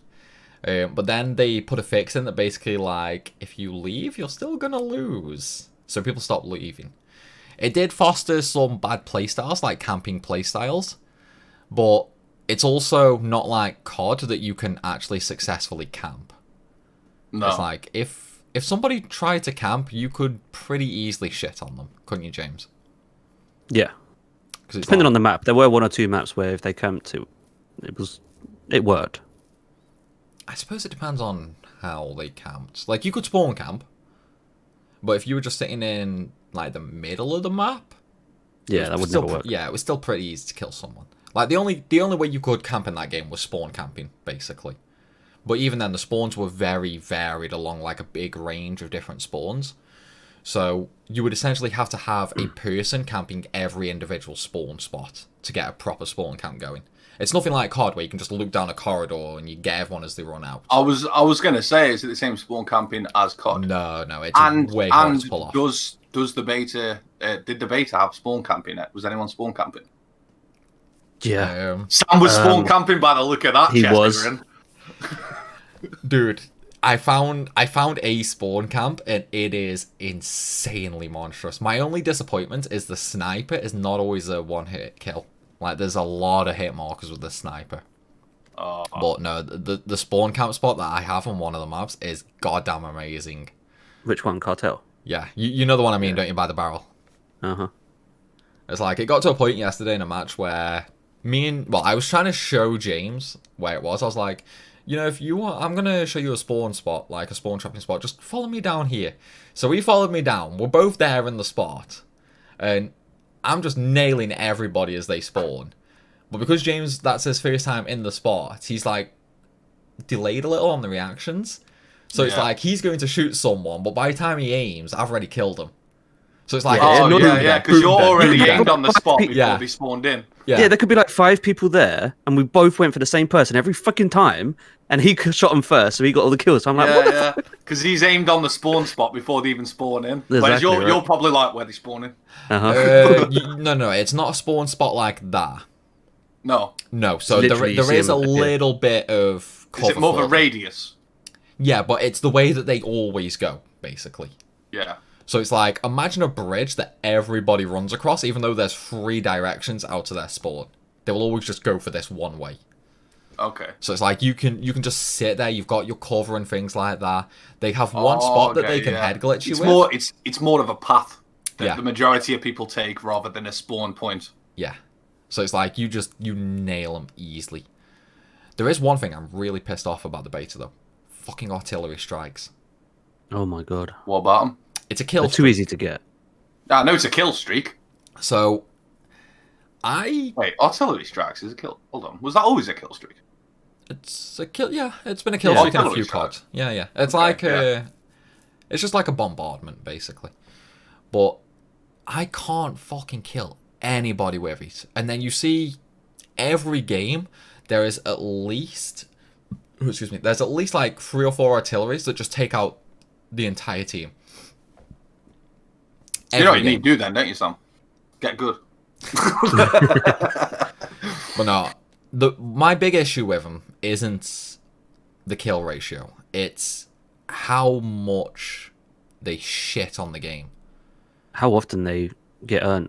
There's some games where you're playing, it's just constant, like for like 5 minutes. Boom, boom, boom, boom, boom. And all over the map. Each explosion, no matter where you are on the map, your screen is going to shake like fuck. You know those old like shake weights? Imagine that on your screen. Is there not an option to turn off screen shake? Nope, because it's part of the kill streak. And because of how often they are earned, it's just constantly. But not only that, it's like at the end of a match, it's always just kill streak spam. Like a solid 2, 3, 4 minutes of non-stop kill streaks. For those desperate final kills. Not only that, it's because your kill streaks don't reset now, they're based on score. So it's like, even if you get so it doesn't matter if you die. Yeah, so you could go 50-50, and you could still earn all your kill streaks, basically. Wouldn't change anything. It's like, was it Specialist or something back in the day? No, Specialist was so you could have all the perks. Yeah, but it didn't matter if you died or something. There was one that... No, it still died. Oh, okay. There was something that didn't matter if you died. There was a perk that turned it to score streak rather than kill streak. Yeah. Oh, no, you're on about defensive kill streaks where you had offensive and defensive ones. I don't know. That was Modern Warfare 3, I think. I think so. Yeah, because you had like the EMP in that, didn't you? But it's good to see that they've done that for the more casual players. They can actually get some kill streaks now. I disagree with that. I just think they need to up the amount for artillery especially. I don't think a casual is going to get the kill streaks because of how high the scores are. Well, I'm fucked. I mean, you got choppers and stuff, which they probably won't get, but they can at least get something. A normal chopper has 5,000 score. Do we have dogs back yet? No. Well, maybe in the full game. There's no way we have everything currently in the beta. No. But yeah, so if you want a chopper, that's 5,000 score. If you want a chopper gunner, that's 8,000 score. What you talking per kill? 50 to 100. Score-wise, 50 to 100? Depending on the game mode, yeah. Let me put it this way. The amount of times I've had more than 8,000 score in a match over the entire beta, you can count it on one hand. And that's me going very hard on the beta. I'm talking 5 to 10 hours a day. Jesus. So I think the higher end streaks are too high because by the time you get them, the match is over. So there's no point. And the lower ones are too frequent. Because it's like, You've got a spy playing for 1,000, a counter spy playing for 1,200. And then after that, it's like you've got a few for like 2,000 to 3,000 and that. But then it just jumps up to 5k. I think 2,000 is probably the average score for casual players. Although saying that, I don't know actually, because saying that I'm talking from our lobbies. Yeah. So I mean, we're basically full of sweats anyway. True. Well, I mean, and James. Screw you, man. I've had some good games, alright? But yeah, it's hard to tell how it would work on a casual game. Like, I have tanked my own KD a couple of times, so I can actually go and see what the lower ranks are like. And, I mean, that's still kind of unfair because, I mean, I just decimated them, so they couldn't really do anything. So I've pretty much lost interest in the multiplayer of COD, I think. I'll definitely give it a try, but, like, I'm more inclined just to join private matches and have Tomahawk fights. Like, see, I just like the little things like that can get a bit of fun out of. I think for me, like, obviously I mainly play Final Fantasy, don't I? But there is that part of me that still loves the competitive aspect. You know, it's like it takes me way back to like MGO2. Did they have the gun game in the beta? Because I remember enjoying that. No. There's TDM, Kill Confirmed, and Domination as 6v6. There's a 6v6 VIP Escort, which is essentially Search and Destroy. Only you have everybody has Last Stand with no gun, and the VIP only has a handgun. Okay. So one team's got to protect him, the other team's got to kill him. Other than that, it's 12v12 Assault, which is like War from World at War. They could have turned that into a great game mode. Assault. Where you got to protect their fucking president and a team has to come in to kill him. Yeah, I think it's a spy, right? It's a spy who infiltrated someone. I don't know. I don't know, because I know he's in like a very traditional downplayed costume. You know, like the cap, the sports jacket. You know, like your traditional informant sort of costume, like you see. But kind of going incognito. Yeah. Like, you know, in movies where you've got like the informants and that, they're dressing like the baseball cap, they're sitting down, and hood up and that. Just like that, basically. Like you casual any day guy off the streets, the lowest key possible person there is. But me. Basically, yeah. I think it's a fun mode, though. He mentioned baseball caps and hoodies. It is a fun mode, but it could be better. Yeah. It's a bit... So, right, Al, if you're given a warning... Let's say the VIP is escaping on the chopper, yeah? The game gives you a warning. It's saying, like, the VIP is escaping from spot B. What's your reaction to that? Probably going to spot A, so I'll go there. I mean, it depends. Spot B. If there's a spot B, there's a spot A, right? Yeah, there's two spots, A and B. But if the game... I'm thinking of this as more of a domination thing. So, if he tries to escape on the helicopter, you have to... He'll win if he... Yeah, if he escapes, they win, basically. Yeah. So, in order for him to escape, you have to hold square on the rope to have, like, a counter coming up, like, similar to a bomb diffuser in Search and Destroy. So, the way he can't escape is if you just shoot him dead? Yeah, that's one way to win. Yeah, that is one way to win. But his team are protecting him as well. Well, no. Let's say you're at spot A, he's at spot B, and he's escaping on the grapple. Like, as soon as he starts holding square to use that grapple, the game will basically say to you and everyone on your team, the VIP is escaping over at, like, B spot, go get him. Now, what would you do in that situation? You'd go try and kill him, wouldn't you? Unless you can see the grapple from spot A, and then you try and stab him on the grapple. The point he wants to make is he's upset about the time. Yeah. Am I ruining this rant for you? Yeah, he doesn't have enough time to run over to spot B, but the whole point is if you're near it, kill him. If you're on the other side of the map, then your problem. So basically, this has already happened to you, Sam, and you're at spot A, and you're like, oh, I just got to A! Right, here's the thing. As soon as he starts holding square to grapple up, it takes about 2 to 2.5 seconds for that to finish, and as soon as that timer hits the end, they win. You can't shoot him as he's going up the rope or anything like that. As soon as that bar... you can't just like spot him off with a sniper. No. As soon as that bar fills, round's over, they win. Okay. You get 2 seconds, basically. No matter where you are on the map, it's like you've got 2 seconds to get over to B and kill the guy. The VIP also has more health depending on the distance between A and B, I'd be legging it to B whilst eating nades. I mean, they're on the other side of the map, typically. I mean, then like, if it's already saying that they're escaping, you're not going to make that run. I mean, to be fair... You just got to hope someone's near it. Yeah, it's like, to be fair, if someone's near it. Well, I've been very close to one of the escape points when he's got on it before now. And even then, by time I got into a position where I could shoot, he'd already got away. And Can you blow the chopper up? No. Oh. But as I say, like, I was pretty much right next to the escape point. Still didn't have enough time. It's like, it's the most pointless warning ever to me. If you're at a distance, can you call in something like an airstrike or whatever on that location? No kill streaks. No. The VIP has a spy plane, but that's it. Oh, I mean, that's not going to do anything. It was like, it's not how long it takes that annoys me. It's what is the point in that warning? I want to know why I've never got VIP. That's true, actually. You got it like 4 times. I didn't get once. Yeah, it's like, how long were we playing it? Fair while. We played a good few matches. Yeah, we definitely had quite a few, didn't we? But no, somehow you got it like VIP 4 times. even once. No.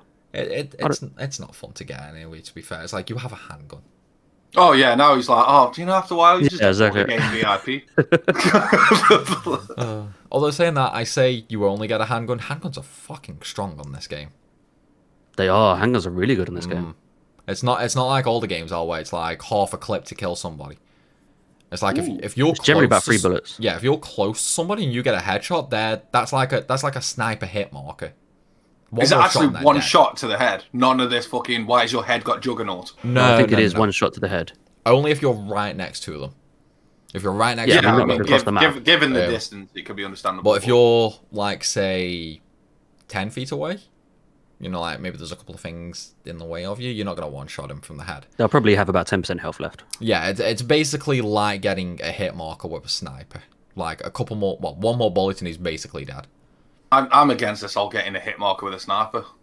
I mean, if you're getting a headshot with a sniper, why the fuck are you being shown a hit marker? I think wasting up shouldn't be a hit marker. Legs should be a hit marker. Yeah, legs should be a hit marker. Yeah. Legs and arms, yes. Chest, head, no. I don't care. But it can. It's a goddamn sniper, for crying out loud. But I can imagine how easy it would be if it did that. I mean, like if you never got hit markers unless you hit their legs. I mean, yeah, but it'd only be as easy for you as it is everybody else, though. Yeah, it'd still be a fair playing field. It's like, right, my reasoning with sniping, because obviously the COD community hates quickscoping and things like that because it's too easy. Because people are sick of like 2012 montages. No, they're just tired of dying to one shot. But here's the thing: snipers only have one shot. If I, as a sniper, miss my first shot, you're dead pretty much. You've got 30 bullets to shoot into me. Yeah, it's like he's going to turn around and spray me down. He could miss 25 of his 30 shots and still kill me. What used to annoy me in some of the... I can't remember how old they were. I can't remember what COD, but I would rock a sniper and I'd camp because I'm a sniper and I'd fire away. Now, I'd get called a camping bitch with a sniper. Now, correct me if I'm wrong, but people on the front line who are snipers... They don't run and gun. They'll be like, ah, one shot. Ah. You said this to me earlier. I found it hilarious, but it's true. It's true. Snipers don't run and gun. They do on COD, just not in real life. I mean, either they want this game to be realistic or they don't. I don't think there's anything wrong with playing it the way you do. I wouldn't call you a camper. You're a sniper. That's fine.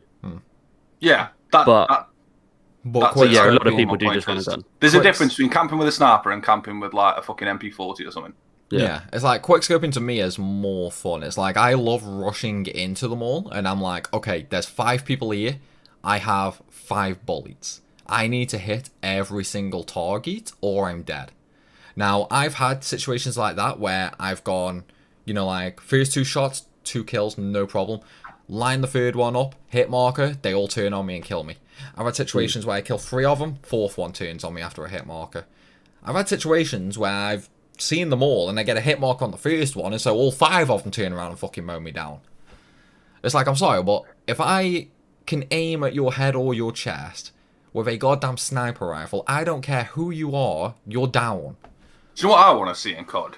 If the final kill has been done with like a sniper, show that final cam. It won't be a kill cam, I guess. It'd be more of. It's not final kill anymore, anyway. No, it hasn't been final kill in a long time. It'd be like what a play kind of thing, isn't it? Like the best kill. Like exactly. So if it's done with a sniper, show bullet time. I think that shit would look cool. They did that. What, like the CODs?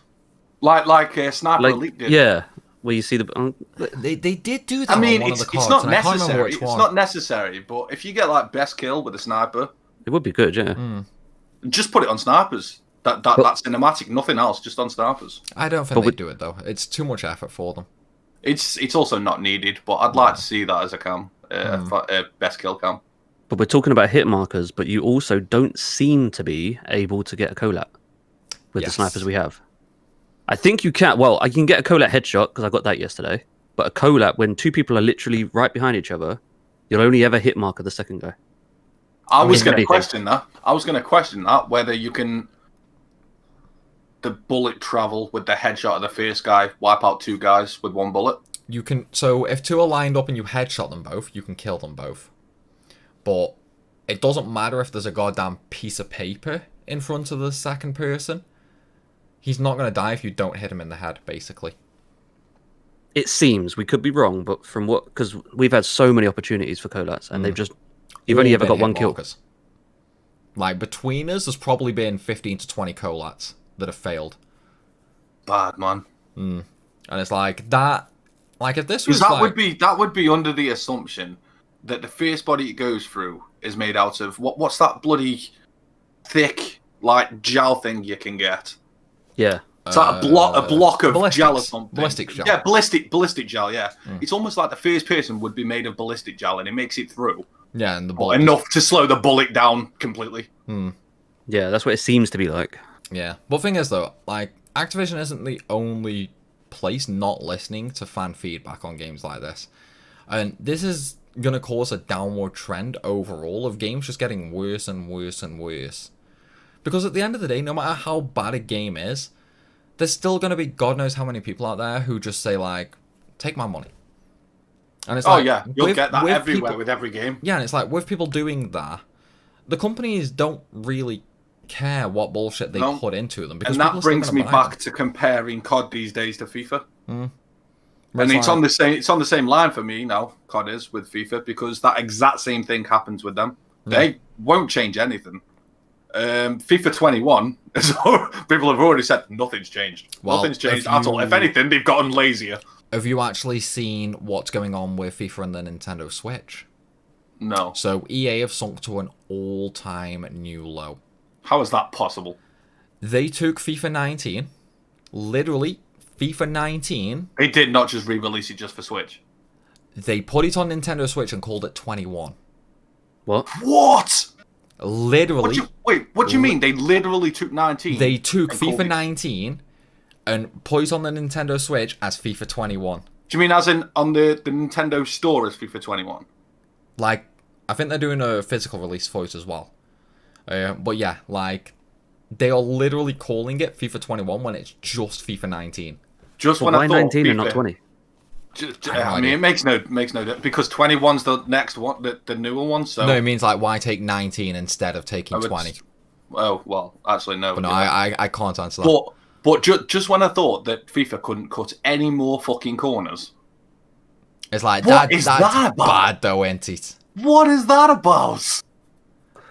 It's like just when you think EA gets just to the point, but no, they pull something else off. It's like Imagine if that was done in any other scenario. Oh, the PS5. Oh, yeah, we're just going to take a PS2 and call it a PS5. But surely they can't do that the legally. iPhone 11, we're just going to take the iPhone 2 and call it now. Why can't they?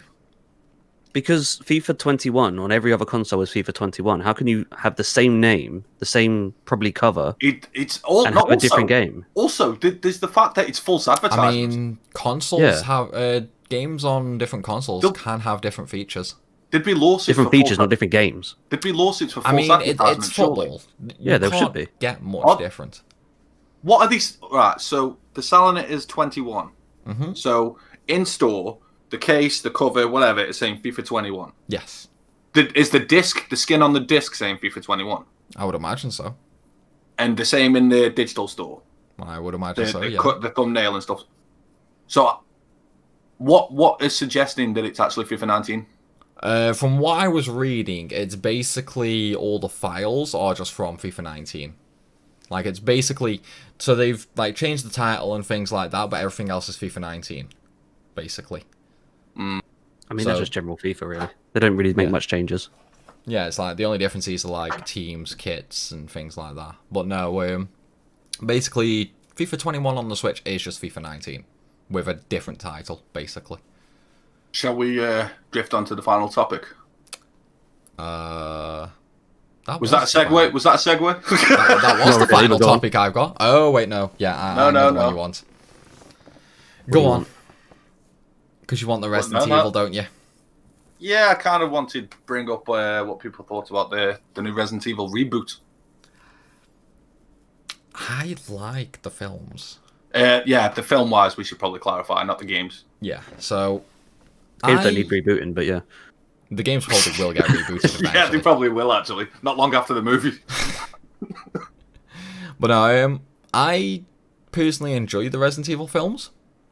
If they're rebooting it, it could end up going one of two ways. Like, we don't really have any good games that have turned into movies, should I say. Like, I can't think of a movie that is based on a game that has been good. There is definitely a gap between what the Resident Evil games are and what the Resident Evil movies are. I don't care about that gap personally. I do a little bit, to be honest with you. The Resident Evil movie reboot is supposed to be focused closer to the game. Right. Here's my problem with having it follow the game story. It's going to be the same as the Ratchet and Clank situation. You're going to have a game based on a movie, and you're going to have a movie based on the game. You play one, or you watch one, there's no point in doing the other. Because it's just going to be the same story. Well, there's also, like, me and James were talking about this earlier. The Resident Evil movies we do have, the first couple were great. It's like, it got out of control, though, and just got a bit shit. I mean, when you think about it, though, all movies do that, the more they go on. Like, the more movies they have, the bigger they have to get, and the more out there they get as well. Because they have to keep changing things up. They have to keep it going. Yeah, but that is exactly what causes a reboot. Yeah, I know. But what I'm saying is, like, if they do reboots and they follow the game storyline, what's the point in watching the movie? You already know what's going to happen if it follows the game. No. I mean, it depends what they do. Depends. I'm not sure what story they're going to go with, what Resident Evil they're going to go with. But if they follow behind the games, they could take this all the way up to 7. Because all the Resident Evils have a flowing story as it is anyway. I mean, I don't know why I'm doing that. To be fair, I don't think any of the games would make a good movie. What do you reckon, James? I reckon they would. I don't think all of the games. No, but probably not all. There's quite a few games that would actually make quite good movies. I think one of my favorites probably is it Resi 4, I think. Oh yeah, because just hearing a lot of Ashley scream Leon every 2 seconds would make a great movie. But that would be a good movie. The storyline in it and everything. Obviously, it's not going to be identical to the game, just the same storyline. I don't see that being a good film, personally. Like, thinking about the story of the game, it could this could all be interpreted. These opinions obviously could all be interpreted to personal preference as well, though, to be fair. Yeah, of course, obviously. But it's like, for me, like, I enjoyed the story of Resident Evil 4, but I don't think the setting would work for a movie.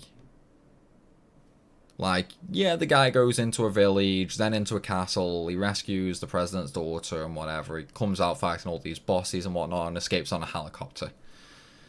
How do you make that interesting in a movie? That sounded pretty interesting. Yeah, it's just because you summed it up in 3 seconds, Sam. That's called a plot. Right, okay, so what I mean is, like, there's a lot of stuff that happens in between. Okay, so how does he go through the village in the movie? Like, how does he interact with the villagers in the movie? But that's where they can be creative. It doesn't have to be identical to the game, just have the same plot, the same storyline. But what I'm saying is, like, in a game, you can interact and you learn slowly. Because, I mean, you've got like 10, 20 hours for the game. For they're not going to be 100% to the game, though. It's just going to be a closer adaptation compared to what previous Resident Evil films have been. No, I get that, but at the same time, they have 2 hours that they have to condense the story into. I think they could work that. Yeah, I think that could work. It depends what like they're going close to the game. Are they going to point out a game they're going to start with? I don't know yet. It depends which game they start with. I mean, we'll just have to wait and see, I think, because we don't really know much about it at the moment, to be fair. No, it's pretty fresh. Yeah, so it'd be worth waiting for more news / a trailer, like a full-blown trailer for it, I think. Yeah.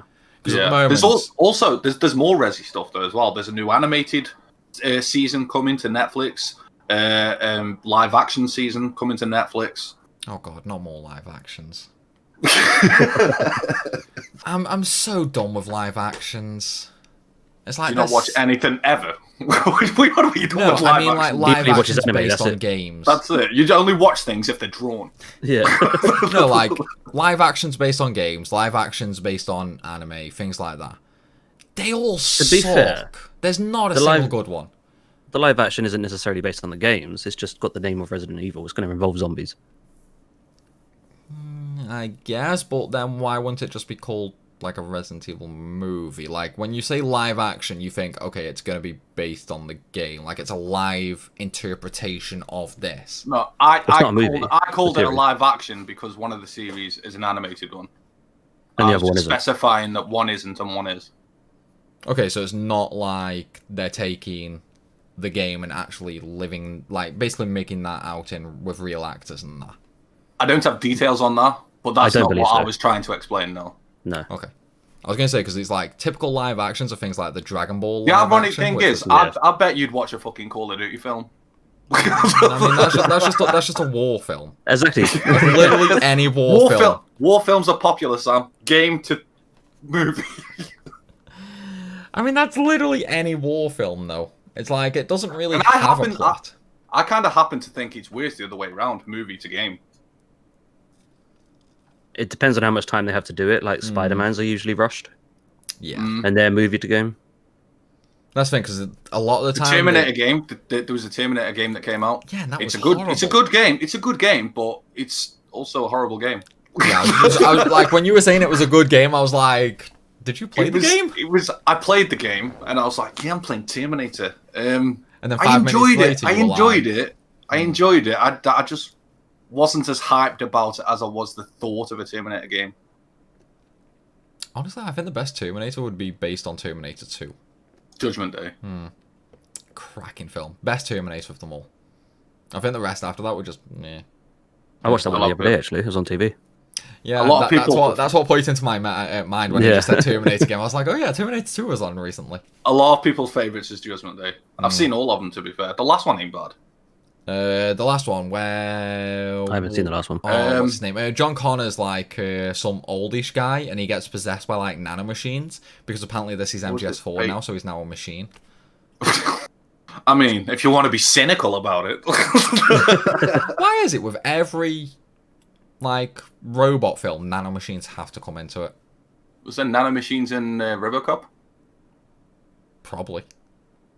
I think they injected nanomachines into it. That was just experimental on a cop that would die otherwise. Yeah, but they replaced his blood with something though, didn't they?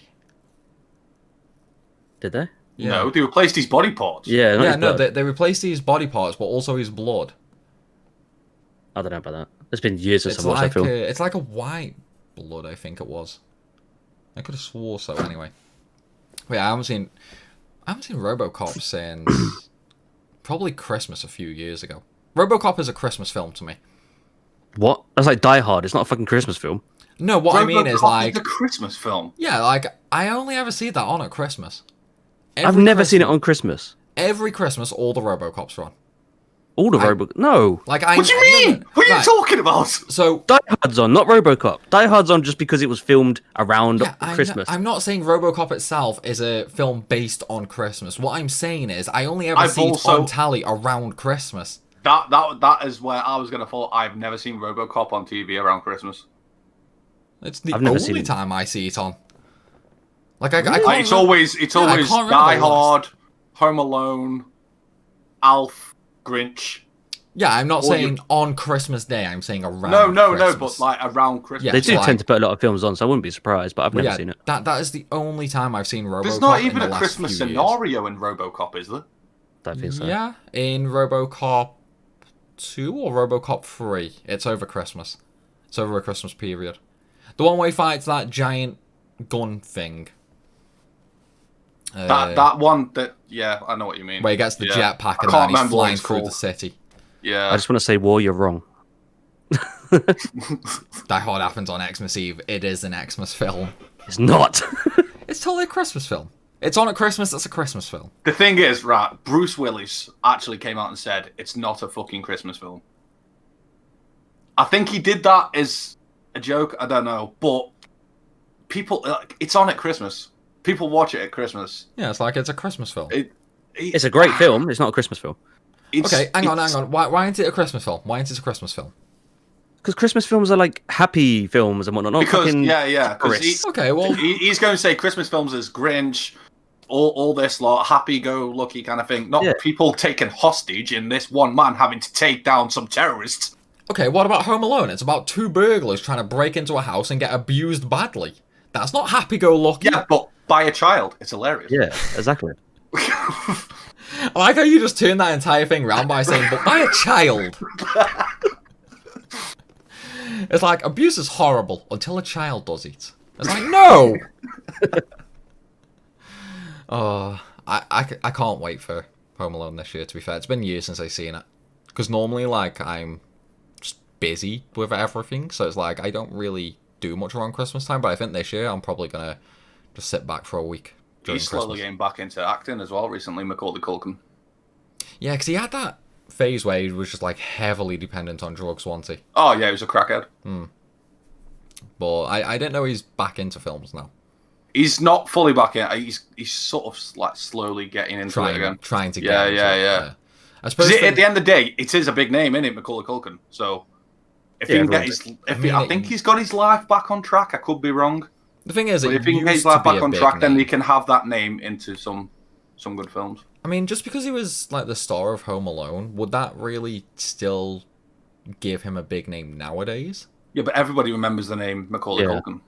I mean, a big name is a name that you'll always remember. I mean, right, Denzel Washington. So until you just said the name, I had no idea what his name was. But if you said you had no idea that he was actually in Home Alone, though, did you? What? You had no idea that Macaulay Culkin was in Home Alone. I've no idea. No, it's like when you said the name, I was like, "Who the hell is that?" And I was like, "Oh wait, yeah, it's the kid from Home Alone." It's like I never would have put two and two together. But what I mean is like it's been so long now that the kid from Home Alone was a long time ago. Plus, he went through that whole drug phase. I don't really think he's going to be a good poster child for a new movie. Won't be a poster child. He's not a child anymore, is he? So. Well, no, you know what I mean. He's a grown-ass man with a struggling beard. You know what I mean. But he could probably make it these days, especially after the fucking drug abuse. He could make a very good-looking villain in some film. I think he could do documentaries, maybe on drugs and that. But I don't think he would lend... His image probably wouldn't lend itself well to a film now. Unless it was like a low-grade B-rated film, maybe. He wouldn't get anything big, I don't think. My point was, a big name is a name that you remember. And I think people always want to try and put a big name on a film or a movie or a TV series or whatever. To be fair, though, a lot of big names from back then just aren't doing anything now as well. It's like, you got to remember, big names change as time goes on, and then, even now, like, you still have some big names, but even they don't get roles. So it's like, a big name is not always a good thing. It doesn't mean you're always guaranteed. No, you got a point. A big name is not always a good thing. Just look at Robert Pattinson as Batman. Oh, God. Good old glitter boy. Right, well, we've been going for a little over again. That seems to be our trend lately. Always going. Yeah, we've done nothing but speak about shit for the last half hour or so, I think. Or I think. Well, no. Anything you guys want to say to wrap up? I'll go first this time, James. James, take it away. No. Oh, you broke me. You broke me. That was God. good. I like that. Thanks for watching, people. Hope you enjoyed it as much as we did. And until next time, take care. James, take it away. Same as Alan. Hopefully next week there's a lot more news. But yeah, we should hopefully see you next week. Yeah, and as for me, guys, I hope you've enjoyed what has been basically 2 hours of ranting about things. It's a slow week for news, but like James said, hopefully there'll be some big stuff next week, especially as we get closer and closer to console launch. I think we are still going to see more things coming out. Yeah, it'll start to rise soon. Yeah, plus we have new CPU news that more and more bits and bobs are coming out as well. So next week could be quite a lot of information. Anyway, though, guys, we hope you enjoyed this episode of the podcast. Enjoy the rest of your evening. And remember, tune in next week at the same time for another episode of Horrible Complications. With that, though, we shall see you later. Goodbye, everybody. Bye.